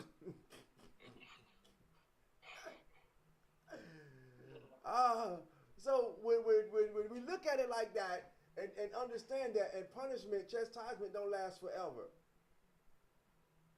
It doesn't last forever. But He's telling us that what we go through is because of our inability to be obedient to Him. So as young men, your first purpose is to obey the Most High. And what we go through is for correction, to get us on the right path. Okay? And so I want you to understand that. And that's for every last one of us, is to get us on the right path. It just took me a little longer than it's taking y'all. You know what I'm saying? It took me a long time to get it, you know, but I got it now. And I'm good. I got it now. I understand that what I went through was because of what I dealt with, what I was doing. You know what I'm saying? I understand that now. And remember this, that the judgments of the Lord are always right. And you said that. You said that the Most High said, drop that. Even though it hurt, drop that. The judgments of the Lord are always right. Okay? Remember that, y'all. Remember that. And at one time, I put in that when a door is closed, when the Most High closes a door, don't push it. Don't keep pushing on the door that's closed. You know why? Because He just might let it open, and you're not going to like what's behind that door. Sometimes you're pushing and you're pushing and you're pushing, and because I want kind of like a little kid that wants to touch the stove. And time the parent turned their back, they touch the stove, now they're crying. When the Most High has closed that door, if that door is closed and is not opening, that means that there is something on the other side of that door that is not good for you. Okay? Don't look at it as a mountain that needs to be moved. Because the Bible says that the steps of a good man are ordered by the Lord. Okay? So if your steps are taking you into a place and you're a good man, because what makes you a good man, a godly man, and you find yourself at a door that won't open, don't worry. Don't worry. Okay, Moses, I got it. I got it. Don't keep pushing that door. Because what does the Most High do? The Bible says that He gives you the desires of your heart. So you keep pushing at that door, that becomes a desire of your heart. Once it becomes that, He's obligated to let you have it.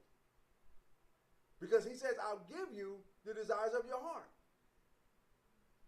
But if you can hear with your spirit, you'll be able to understand what David said, lead me in the path of righteousness for your name's sake. So, and this is how you can tell if the door is for you or is it for Him. Are you doing it for the namesake of Him, or are you doing it for the namesake of yourself? That's the difference. That's how you know. And all you got to do is let a man examine himself and see if there is any wickedness in him. So when you examine your own self, you will be able to tell whether or not that door that you're pushing on is for you or is it for him. What's the purpose? Are you trying to get your own accolades? Are you trying to get your own million? Are you trying to get your own rocks off? Is it about you or is it about him? Because that, my friend, is how you know whether or not you are in the right path or not.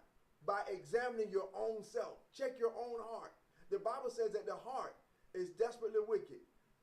Who can know it? And then he says that I give to every man, I try the reins. And I give to every man according to his heart. The desires of his heart. So what you get is what's in your heart. What is your heart? Your heart is a place of your desires and your will. That's your heart. Your will is a place of your desires and your heart. Your mind is a place of your heart and your will. They're all the same. So as we're looking at this, and we're beginning to study and to know who we are and whose we are, remember, if you're pushing that door, and it's not opening, ask yourself, am I doing this for me or am I doing this for the Most High? Who's benefiting from this? Because if it's about you, you can test it in 3 areas: your pride, your appetite, and your character. Easy check. Easy checkpoint. You can test it right there. Your pride, your appetite, and your character. Is this for what I want? Is this because what I want is my pride? Character is, do I deserve this? And my appetite is, I want this at all costs. That, my friend, is how you can test your own self. We don't have to keep going through life the way we're going through it. We don't have to keep going through these things the way we're going through. We can, I'm telling you, if you understand this, if you can understand what Uncle's saying tonight, you will never, ever have another disappointing day. If you can understand what I'm saying tonight, because a lot of situations that we're even going through at this very situation, at this moment right now in time, is because you pushed a door that you should have never went into. You signed a contract you shouldn't have never signed. You ran into someone you shouldn't have never ran into. All of the signs were there for you to leave it, but you didn't. You kept going anyway. You kept pushing anyway. The door kept shutting. You kept pursuing. You kept pursuing. The door kept shutting. You kept pursuing. Until you finally got all the way in. Now look. Now you're looking everywhere around you to get out of this situation. And it seems like there's no way out. The only thing I can tell you to do at this moment is pray the prayer that David prayed. Lead me in the path of righteousness for your name's sake. Because he can turn it around where it's benefiting you. But you got to be willing to deny yourself. You got to be willing to confess your faults. I shouldn't have came down this street. I shouldn't have went this way. You know, I was in New York once as a very, very young man. I was in New York City, and me and some other young guys, about these guys' age or a little bit younger, 22, 23 years old, and this is what happened. We went into the city, we caught the train, the H train, and we ended up in a part of New York where we had no business. And what happened was, when we got off the train, there was a police officer standing at the top of the train station. And he looked at us. Y'all don't belong here. Y'all need to get back on that train and leave right now. I thank God that we had enough sense to listen. Because we just got off at a stop, not knowing where we were. But we were in Best Eye. Anybody know about Best Eye? Brownsville, Best Eye in New York in the early 90s, the late 80s. It was a war between the BLKs and the Italians. So had we got off, this would have been a bad situation. This would have been a bad. But because the Most High had the police standing there to stop us, shut that door, we didn't push on that door. Because we could have, because it was a YT man that told us don't go. We could have thought that he was trying to play games. But I thank God that he allowed us to realize don't push that door. So we didn't push the door. And I'm here today to tell you about the story. Because I didn't come from that type of background. But I was getting ready to put myself and me and my other boys get ready to put ourselves in a bad place. But I want y'all to understand that when you're going through something, stop and ask. Father God, what did I do to get here? And whatever it is, create in me a clean heart, renew a right spirit in me, restore unto me the joy of thy salvation. Coach Carter, I need you to reach out to Duda. Coach Carter, reach out to Duda, D-U-D-A, the two young brothers that was on here a few minutes ago. I was looking for you. But I want y'all to really begin to understand that what we're going through, a lot of it is these doors have been shut. And you're still pushing and pushing and pushing. And remember now, you will get the desires of your heart. Remember that now. You will get the desires of your heart. So whatever your heart is, that's what you're getting. That's what you got. That's how it's going to be. That's why somebody, every time, if you ever call me on the phone and you say hello, I say, how are you? You tell me how you doing. And usually somebody's going to ask me that. And I say, I'm too blessed to be stressed. So what does that do for me? No matter what situation I'm in, because that is a desire of my heart, it's not stressful. How can you be so at peace and you're going through this? How? You're not going to do no. Why? I had a situation just earlier today. I'm not going to get into it, but I had a serious situation earlier today that could have went bad really quick. The young brother asked me, you just going to sit there? Yes. Why? Because I'm at peace with me. So since I'm at peace with me and I'm too blessed to be stressed, I'm not going to let this situation stress me out. I hope that you're hearing me with your spirit tonight. I really hope that you're hearing me tonight. Don't push that door. If you push that door, it's like if you go into your mom's room and the door is locked, do you keep banging on the door and trying to bust it down to go in? No. You go about your business. And when she's ready to open the door, she'll open it for you. If she wants to open it. You don't just go to your parents' door and just bust right in the room. If the door is closed, that means that you are not welcome at this time. If the door is closed, that means you're not welcome at this time. Don't mean you can't ever get there. It's just like with Adam and Eve in the garden. Doesn't mean they could never. Right, do not disturb. Does not mean that they would never ever get to eat from the tree of life. It just meant that they shouldn't eat from the tree of life at this time. Because they were not prepared to eat from it at that time. But like little kids, they opened the door anyway. And look at what it done. It brought demise to just about everybody. Well, not just about everybody is suffering because of what happened. Way back then. Open the door. What you talking about right there? What you talking about right there? They debating that on TikTok right now. And that's fine. But what you said is true. Like, hey, I'm going to do like Nourish Well. Continue, family. Please, continue. There's a story behind continue, family, continue. You better believe it. There's a story behind that. Nourish Well, you know what I'm talking about. But when you understand these things and those doors are closed, you don't keep opening the doors. Because behind that door is hurt for you. And the Most High, is his whole objective. Do y'all know what the Most High wants for you? He wants you to have unbounded joy.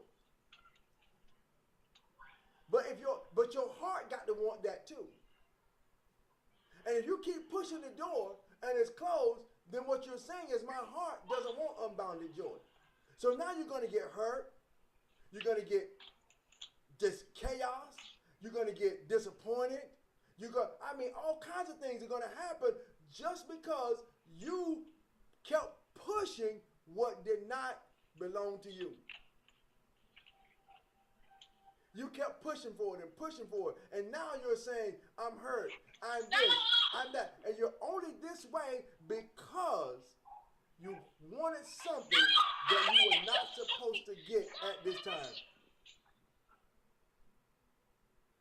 That's what it was. You were pushing for something. And this is where so many people are hurt. Because they have pushed doors that they should have never went into. Should have never went there. Should have never went to that club that night. Should have never went to that. Should have never accepted that job. You knew it. I'm going to tell you how you know. Because you had second thoughts about it. You wasn't confident in your decision for it. But you kept pushing. Until the Lord said, okay, that's what you want. There you go. There you go. That's what you want. You got it. It's like my daughter with the lighter in the back seat of the car. She wasn't satisfied until she got that lighter, got it blood red, and put her finger on it. Now she crying. She had been warned 50, 60 times, don't touch that lighter, don't touch that lighter. And she found a way to get to it, and now she got her initials burned into her doggone finger. Because she wouldn't listen. Her heart was to get to that thing. And a lot of times we go through because our heart is to get to that thing. Whatever that thing is, women, the men, the women, the education, the jobs, the authority, men, all of the above, all of these things. And now you're standing around and you're like, man. And the problem with that is you are blaming everybody but yourself.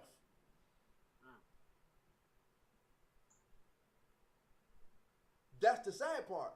Because until you get to that place, you can't say, create in me a clean heart, renew a right spirit in me. Because it is someone else that needs to create a new heart, create a new spirit in them. Because you don't see that you were pushing this door. And it was never designed for you to open. Wow.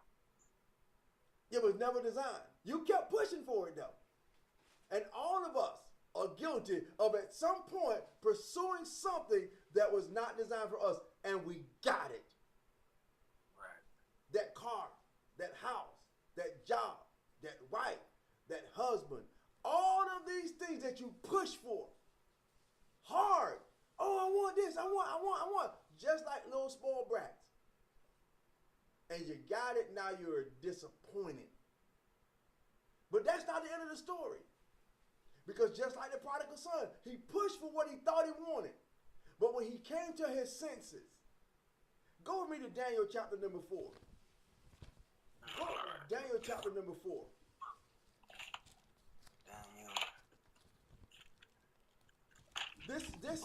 Daniel chapter number 4 is a book that was written by, this chapter was written by Nebuchadnezzar. It was not written by Daniel. This was written by Nebuchadnezzar all by himself. Daniel chapter number 4. Now look at this. Nebuchadnezzar, the king unto all the people of the nations and the lands that dwell on the earth, peace be multiplied unto you. So he's telling you who wrote this right here, Nebuchadnezzar. Now I want to read something to you. I want to go down to towards the end. He had a dream, verse 24, and Daniel interpreted the dream. Now go down to verse 35. And all the inhabitants of the earth are reputed as nothing, and he doeth according to his will in the army of heaven. And among the inhabitants of the earth, and none can stay his hand or say unto him, what doest thou? Now listen, now this is Daniel talking now.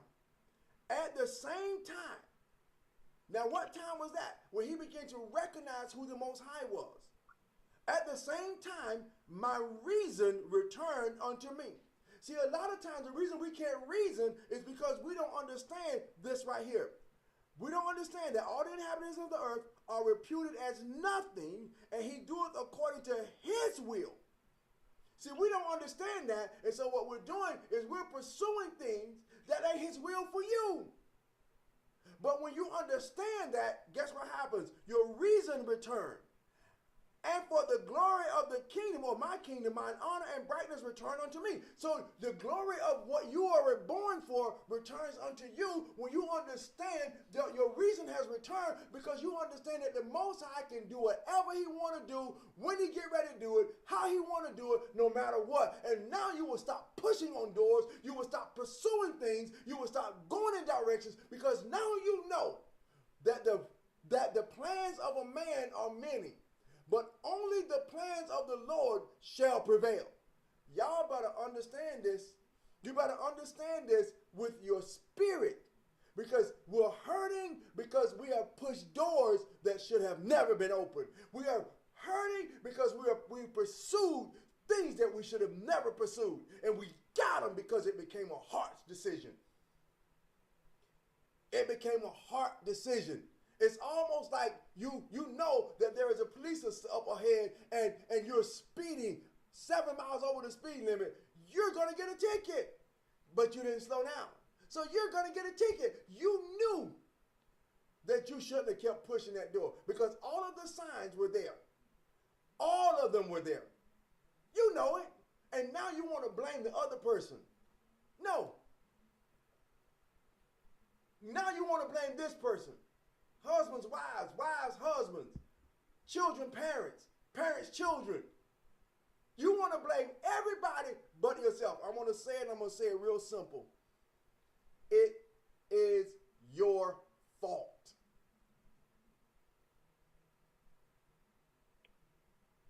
It's your fault.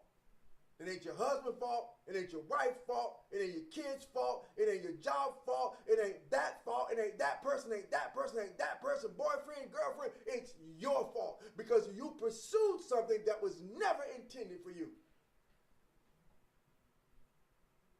That's the problem. And if you understand that, you can release people. You can stop holding people up. You can stop being mad. You can get your joy back if you can understand that. You can get your reasoning back, because he says, at that same time, my reason returned unto me. For the glory of my kingdom, mine honor and my brightness return unto me. You can get your joy back if you understand that it's you. You, that man. That same man that David says we need to unalive him, the prophet Nathan said, you are that man. David sat down and he penned Psalms 51 based off of that scenario. Creating me a clean heart, because he was willing to take accountability for a door that he pushed open. The problem with us, we don't want to take accountability for the door we pushed open. We don't want to take accountability for the things we've done. We only want to blame everybody but ourselves. When are you going to take accountability for you? When we begin to do that, envy and jealousy, which is the number one reason for the unalivement in our community. Y'all know that, right? Envy and jealousy that brings about a pew-pew spirit, an unalivement spirit. Let me prove it to you. To envy is to hate. To hate is to unalive. That's scripture. So when you see so many of us hurting each other, when you see so many of us going after each other, it's because of envy, covetousness. This is why, and I'm going to say this again. When you hear people say stuff like, I want to be like you, the first time it might be okay. But when they convince themselves that I want to have what you have, I want to go like you go, I want to be like you, buddy, that's the first sign of envy. Because trust me, as a man of age and wisdom, it's going to turn into hatred towards you. And they're telling you out of their mouth what's in their heart. I want what you got. I want your wife. I want your husband. I want your house. I want your money. I want your car. I want your stuff. And baby, believe me, when they can't get it within a reasonable amount of time, they start to hate you. And to hate is to what? To unalive. That's why you have so many of our people that are unaliving each other. Because instead of us wanting to worship the Most High, which means to be like Him, we want to be like each other. You got new shoes. You got a new car. You got a new house. And you know what? It's so bad. It's so bad. It's so bad. Until we don't even want people to come to our house. Because we know if they come in and see what you got, see how you living, even if they see a TV that they don't have, if they see that you're eating steak tonight and they're eating chicken fingers, they mad. Y'all know I'm telling the truth. Let's stop it. Let every man be accountable to himself for his own actions. Let every man be accountable to himself for his own actions. Let every woman be accountable to herself for her own actions. Because the judgments of the Most High are right. Every single time. So what you're going through is judgment, which is punishment. And that punishment is not designed to take you out. Because when the Most High wanted to take you out, if He wanted to, it's not a mistake. You don't get to keep living and His intent was to take you out. You must understand that it is not the devil. It is you. And it is you receiving punishment because your own reasoning has not returned to you. You don't realize that everything is the Most High. Let me prove it to you. Isaiah 45:7. Watch this. I'm going to prove it to you. I'm going to prove it to you right now. 45:7. Watch this. Watch this. Watch this. Watch this. Watch this. It says, let's go to 46. 45:6. They. What book we in, huh? Huh? What book? Isaiah 45:6. I'm going to start at verse 5. 45. Isaiah 45, I'm going to start at verse 5. And I'm going to read down to verse 7. And it says, I am the Most High. There is none else. There is no Most High. There is no Yahudah besides me. I am the Lord, the owner, the ruler, the master. And there is none else. Listen to this. This is how I know. I form the light. That word light there means I form order. Okay? Order. Then he says, I create darkness. Boo-hoo. Chaos. He says, I make peace. Salem, peace. I create darkness. I create evil. Listen now. I, the Most High, do all these things. Where's the devil at?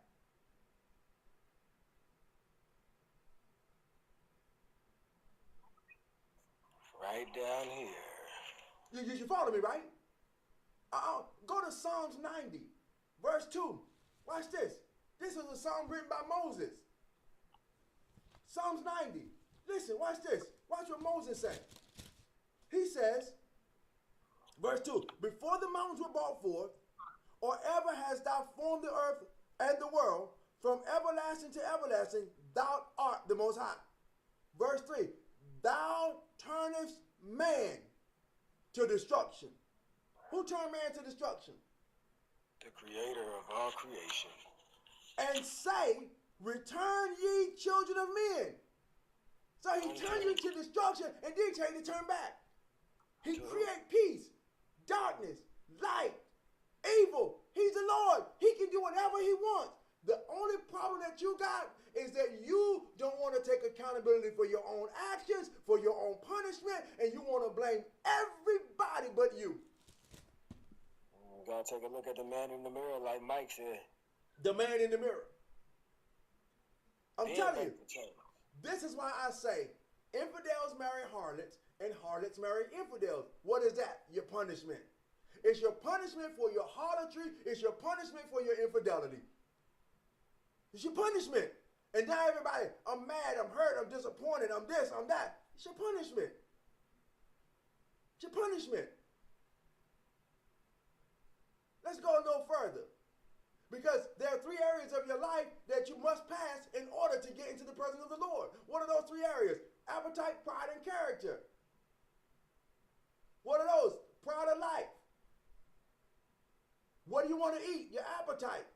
And how you want to be? Your character. These are the 3 areas that Eve was testing in, the same 3 areas that Yahushua HaMashiach was testing in. But that's just the beginning, y'all. That just gets you on the place to be able to meet Yahushua HaMashiach. Because you can't even meet him if you can't accomplish those 3 areas in your life first. And those are easy. But most of us can't pass because of pride. Pride won't let us get past it. Our appetite won't let us get past it because we can't see ourselves doing violence to ourselves for the sake of the kingdom. We can't see it.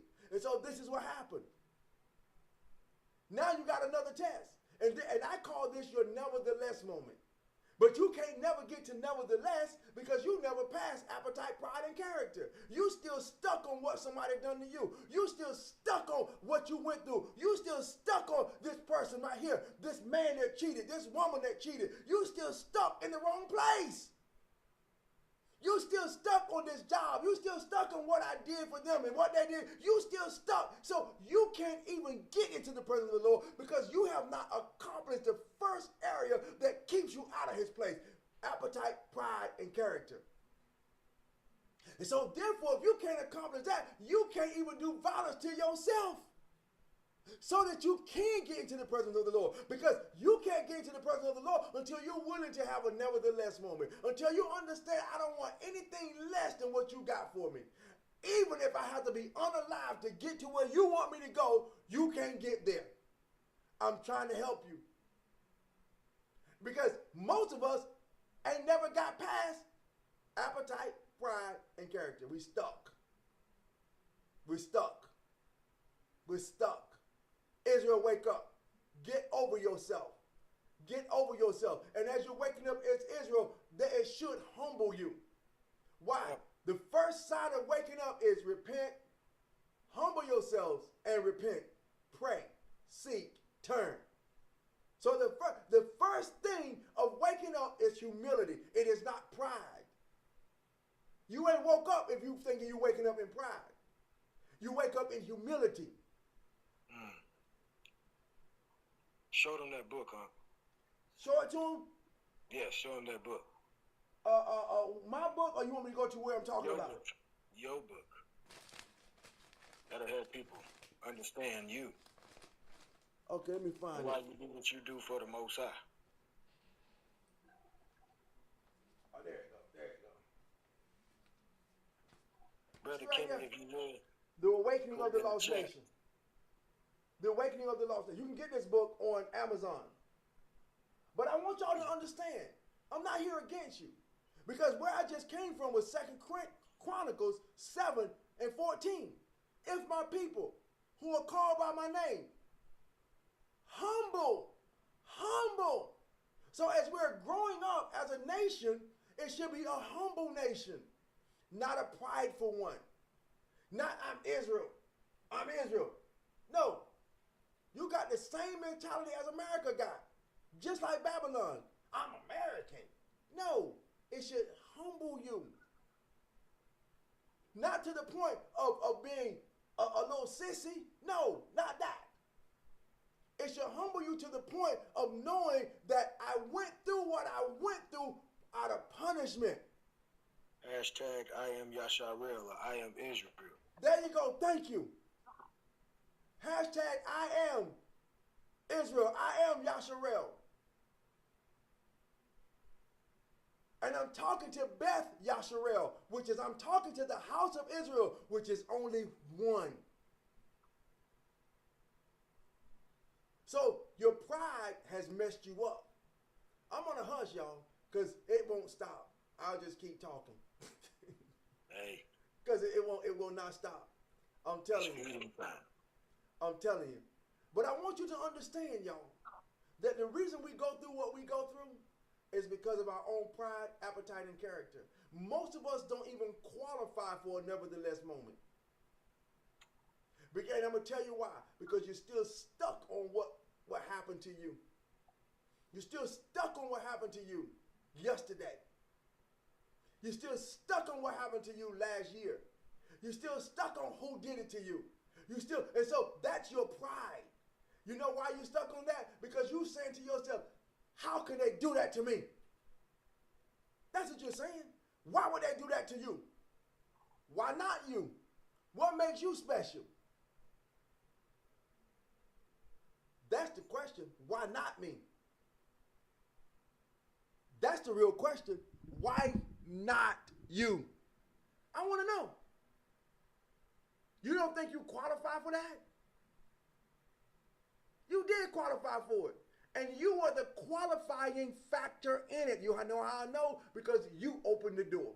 So you qualified yourself by pushing the door open, by seeking that destiny, because you were not willing to forego your pride, your appetite, and your character. I deserve this. Now you're stuck.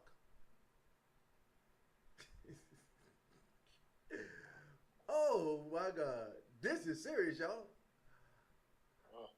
Now you're stuck. You're stuck with a child. You're stuck with a woman that you're pissed off about. You're stuck with a man. And when I mean that, yeah, you might have went and got a divorce, but you're still stuck. And the whole time, someone told you, leave that girl alone. Leave that man alone. Somebody told you.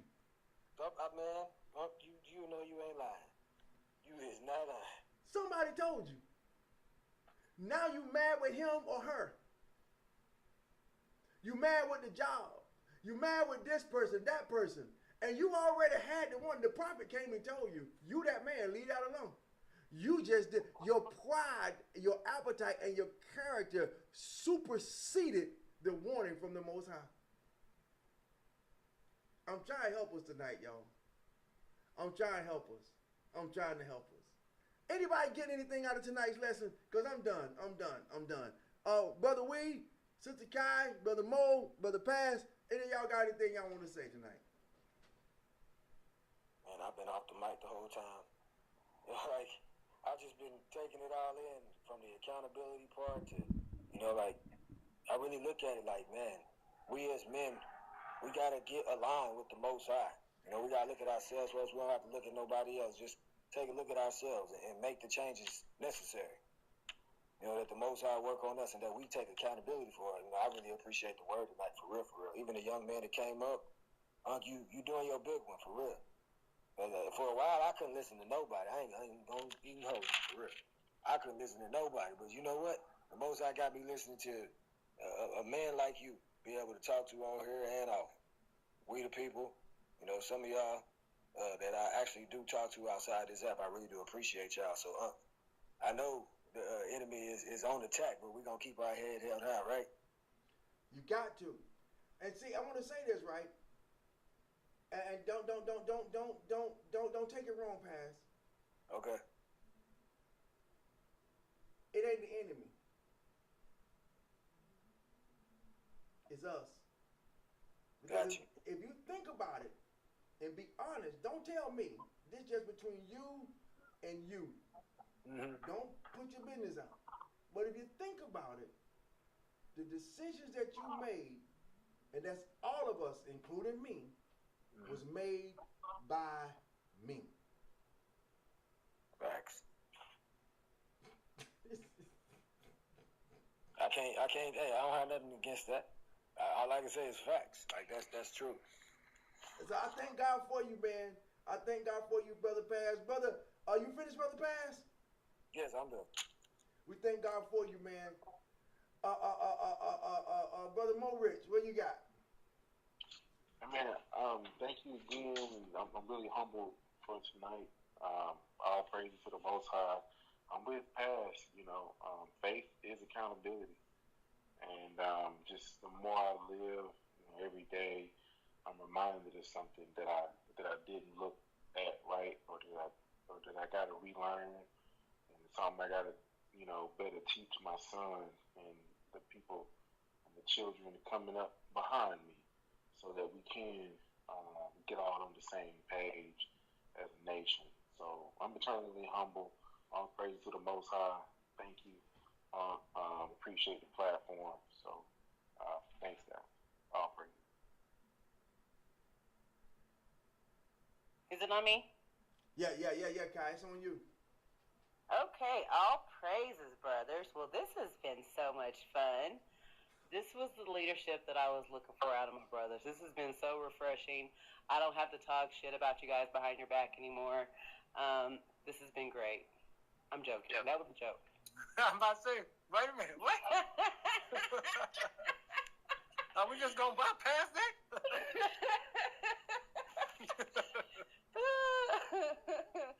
That was funny to me. I'm laughing. Nonetheless, no, I'm over there cracking up with you. That was a nice little sense of humor right there, for real. I know, right? But yes, no, that was. I appreciate you guys like letting those young brothers come up and let them speak their piece, and then just, I mean, literally just wrapping your loving arms around them. That is what I'm talking about. That was so many levels of smecks that you guys have no idea. All of you just leveled up in my book. You, like, for real. Like, I love it here. That's right, and I'm a warrior. Please put the memo out there. Ka is a warrior. Okay, that's all I got. Thanks. Okay, Xena warrior princess. God be the glory. Come on, brother Wee. Yeah, man. I'm nowhere close to those brothers, but I hope they still listening. I hope y'all still on and receive, what's being said. Sometimes the Most High has a way of dealing with people, and they see more than what they say. And like I said, I don't know if I'll ever run into these brothers again, on another live or whatever else like that. But, in case I don't, the children of Israel, because of who we are, especially the males, the men, the boys, you're only going to repeat what your father did. You're only going to repeat what your father did. And you asked the question, man, that was a piercing question straight to the heart. You didn't ask him, well, how old was the girl? Where did you meet her at, or whatever else like that. You asked the question that needed to be asked. Where is your father? Where is your teacher? Where is the one that's supposed to be shepherding you through your life? Yeah. Where that piece right there is where we need to all start. And then, if you heard what the young brother said, my father is, he's a drunk. And like I said, sometimes because you don't know who you are and you don't know the tendencies that we have as the children of Israel to repeat the mistakes of our father, the relationship that your father had with that bottle was the same relationship that you got with that girl. The way that your father runs back to the bottle is the same way that you want to run back to that girl. And sometimes the Most High puts a mirror up so that you can relate to somebody by sharing their suffering. But if you are a continuation of your father and it just happens in a different arena, it happens in a different section, you can't see it. Your father loves that bottle like he loves a girl, like he loves a woman. And the way that you running back in the book of Proverbs, I want to go there so bad. In the book of Proverbs, it talks about what happens when a man drinks. And not only when he drinks, but when he drinks till he's drunk. And it says that all of the things that he went through, though he got beat up and though he got tossed to and fro like a man being tossed back and forth on the ship, it says that when he wakes up the next day, he will go and yet seek it again. Mm.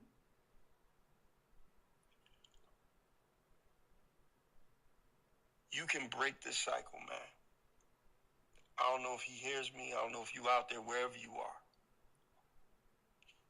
The Most High don't do nothing by accident. There is no coincidence. Nope. When you break down the word coincidence, it means coincide. These events coincide. What your father did with that bottle coincides with the relationship that you have. It's not a coincidence. It coincides. And you gotta let that thing go, bro. I don't know.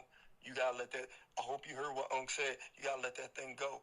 You a young brother. You a strong brother. You a young king. You a young prince in training to be a king. But bro, if you take just 5 pounds, bro, and you just hold it in your hands, you can handle it all day. And that girl is like 5 pounds to you. Yeah, you can mess with that relationship. You can do what you want. You can throw it from hand to hand and everything else like that. But take that 5 pound and only hold it in one hand and hold it there for 2 hours and see if your whole body is not shaking because you didn't let it go. Your whole life is right now shaking because you haven't let her go. And you might not know how to let her go because of the abandonment issues of not having a father and the traumas of and then controlling the emotions and stuff like that. You don't talk to them brothers, man. Yeah, we're gonna talk to them. Talk to them brothers. They need that. Yeah, Shalom. Coach Carter, make sure. I'm gonna call you tomorrow, Coach, but I need you to reach out to the young brother. I gave you his name earlier. Got it. Thank you, Coach. Are you listening? Are you listening? Yes, sir. What you got to say, man? First off, thank God. I thank the panel. Thank you. Second of all, Pastor Naj, what we not going to do is talk about old heads. Like you ain't far from being an old head. Now, I've been holding that. Get him. But I'm gonna land my plane. He did try to digress like he wasn't one of us. No, I get it. I know I ain't too far from it. Shoot, man, listen, I got some little crumbs on the top of my head, so we ain't even go there. Yeah. So we thank God for y'all. Jay say, I pray to be an old head one day. To God be the glory. To God be the glory. I guess I prayed for it too. Now look at me. But I'm good though. I'm good. I'm good though. I thank God for y'all. I thank God for the live tonight, man. This was a good live. I thank God for the young brothers coming up tonight. I thank God for the love that y'all showed, you know what I'm saying, out to the young brothers. It was their first time coming up, but I do know that they were led here tonight by the Most High. I know that, hands down. And I thank God for Kai being up on the live tonight to give a woman's perspective on what was happening tonight on the live. I thank God for brother Are You Listening, Brother We the People, Brother Morich, and brother Pastor Knowledge. We thank God for all of you guys, man. I want you guys to remember that you are Israel, okay? And Israel is not prideful, okay? As a matter of fact, Beth Yasharel means house of Israel. I want y'all to remember that name, Beth Yasharel. I've spoken to some people about it already, and those of y'all who've heard me say it, y'all know what I'm talking about. Remember that we are one nation. This is not about religion. This is not religious, okay? I'm not giving you religious things. I want you to understand that this is a nation. And I know it's close because they use the book about a nation for religion, okay? But we're not a religion, all right? Beth Yasharel, put in the comments, I am Israel. I want y'all to understand that you are Israel. Your life has been on purpose, position for purpose, purpose for position. Everything in your life is to take you to where the Most High wants you to be. Let's do it God's way, y'all. Look, keep putting it. Go ahead. I want to say this to everybody on this live, to the 29 of y'all that's here, and also the ones that's on the backside that's listening in as well. We know y'all there too. Everybody go get them a tapper if y'all can. Order one off of Temu, off of Amazon. And if you got an Android, you can just download OP Auto Clicker. Now, iPhones, y'all gonna have to purchase that joint. But other than that, get you one of those and y'all can help out a whole lot when it comes to clapping as much as y'all do, which is it's just tapping. That's why Unc was clapping earlier. He was trying to let y'all know that when you're tapping, you're actually clapping, which is like giving a round of applause for the live. We're gonna have to give a class on this because some of y'all don't know what it is. But anyway, Unc, that's an education that we gotta bring to people for getting tappers or even just tapping the screen. We're changing the algorithm. You can shut the whole platform down where all eyes on you. To God be the glory, man. We thank God for everybody tonight. Y'all, look, we'll be back Saturday morning at 11 o'clock. Don't forget that Pastor Knowledge comes on every Saturday at 3:30.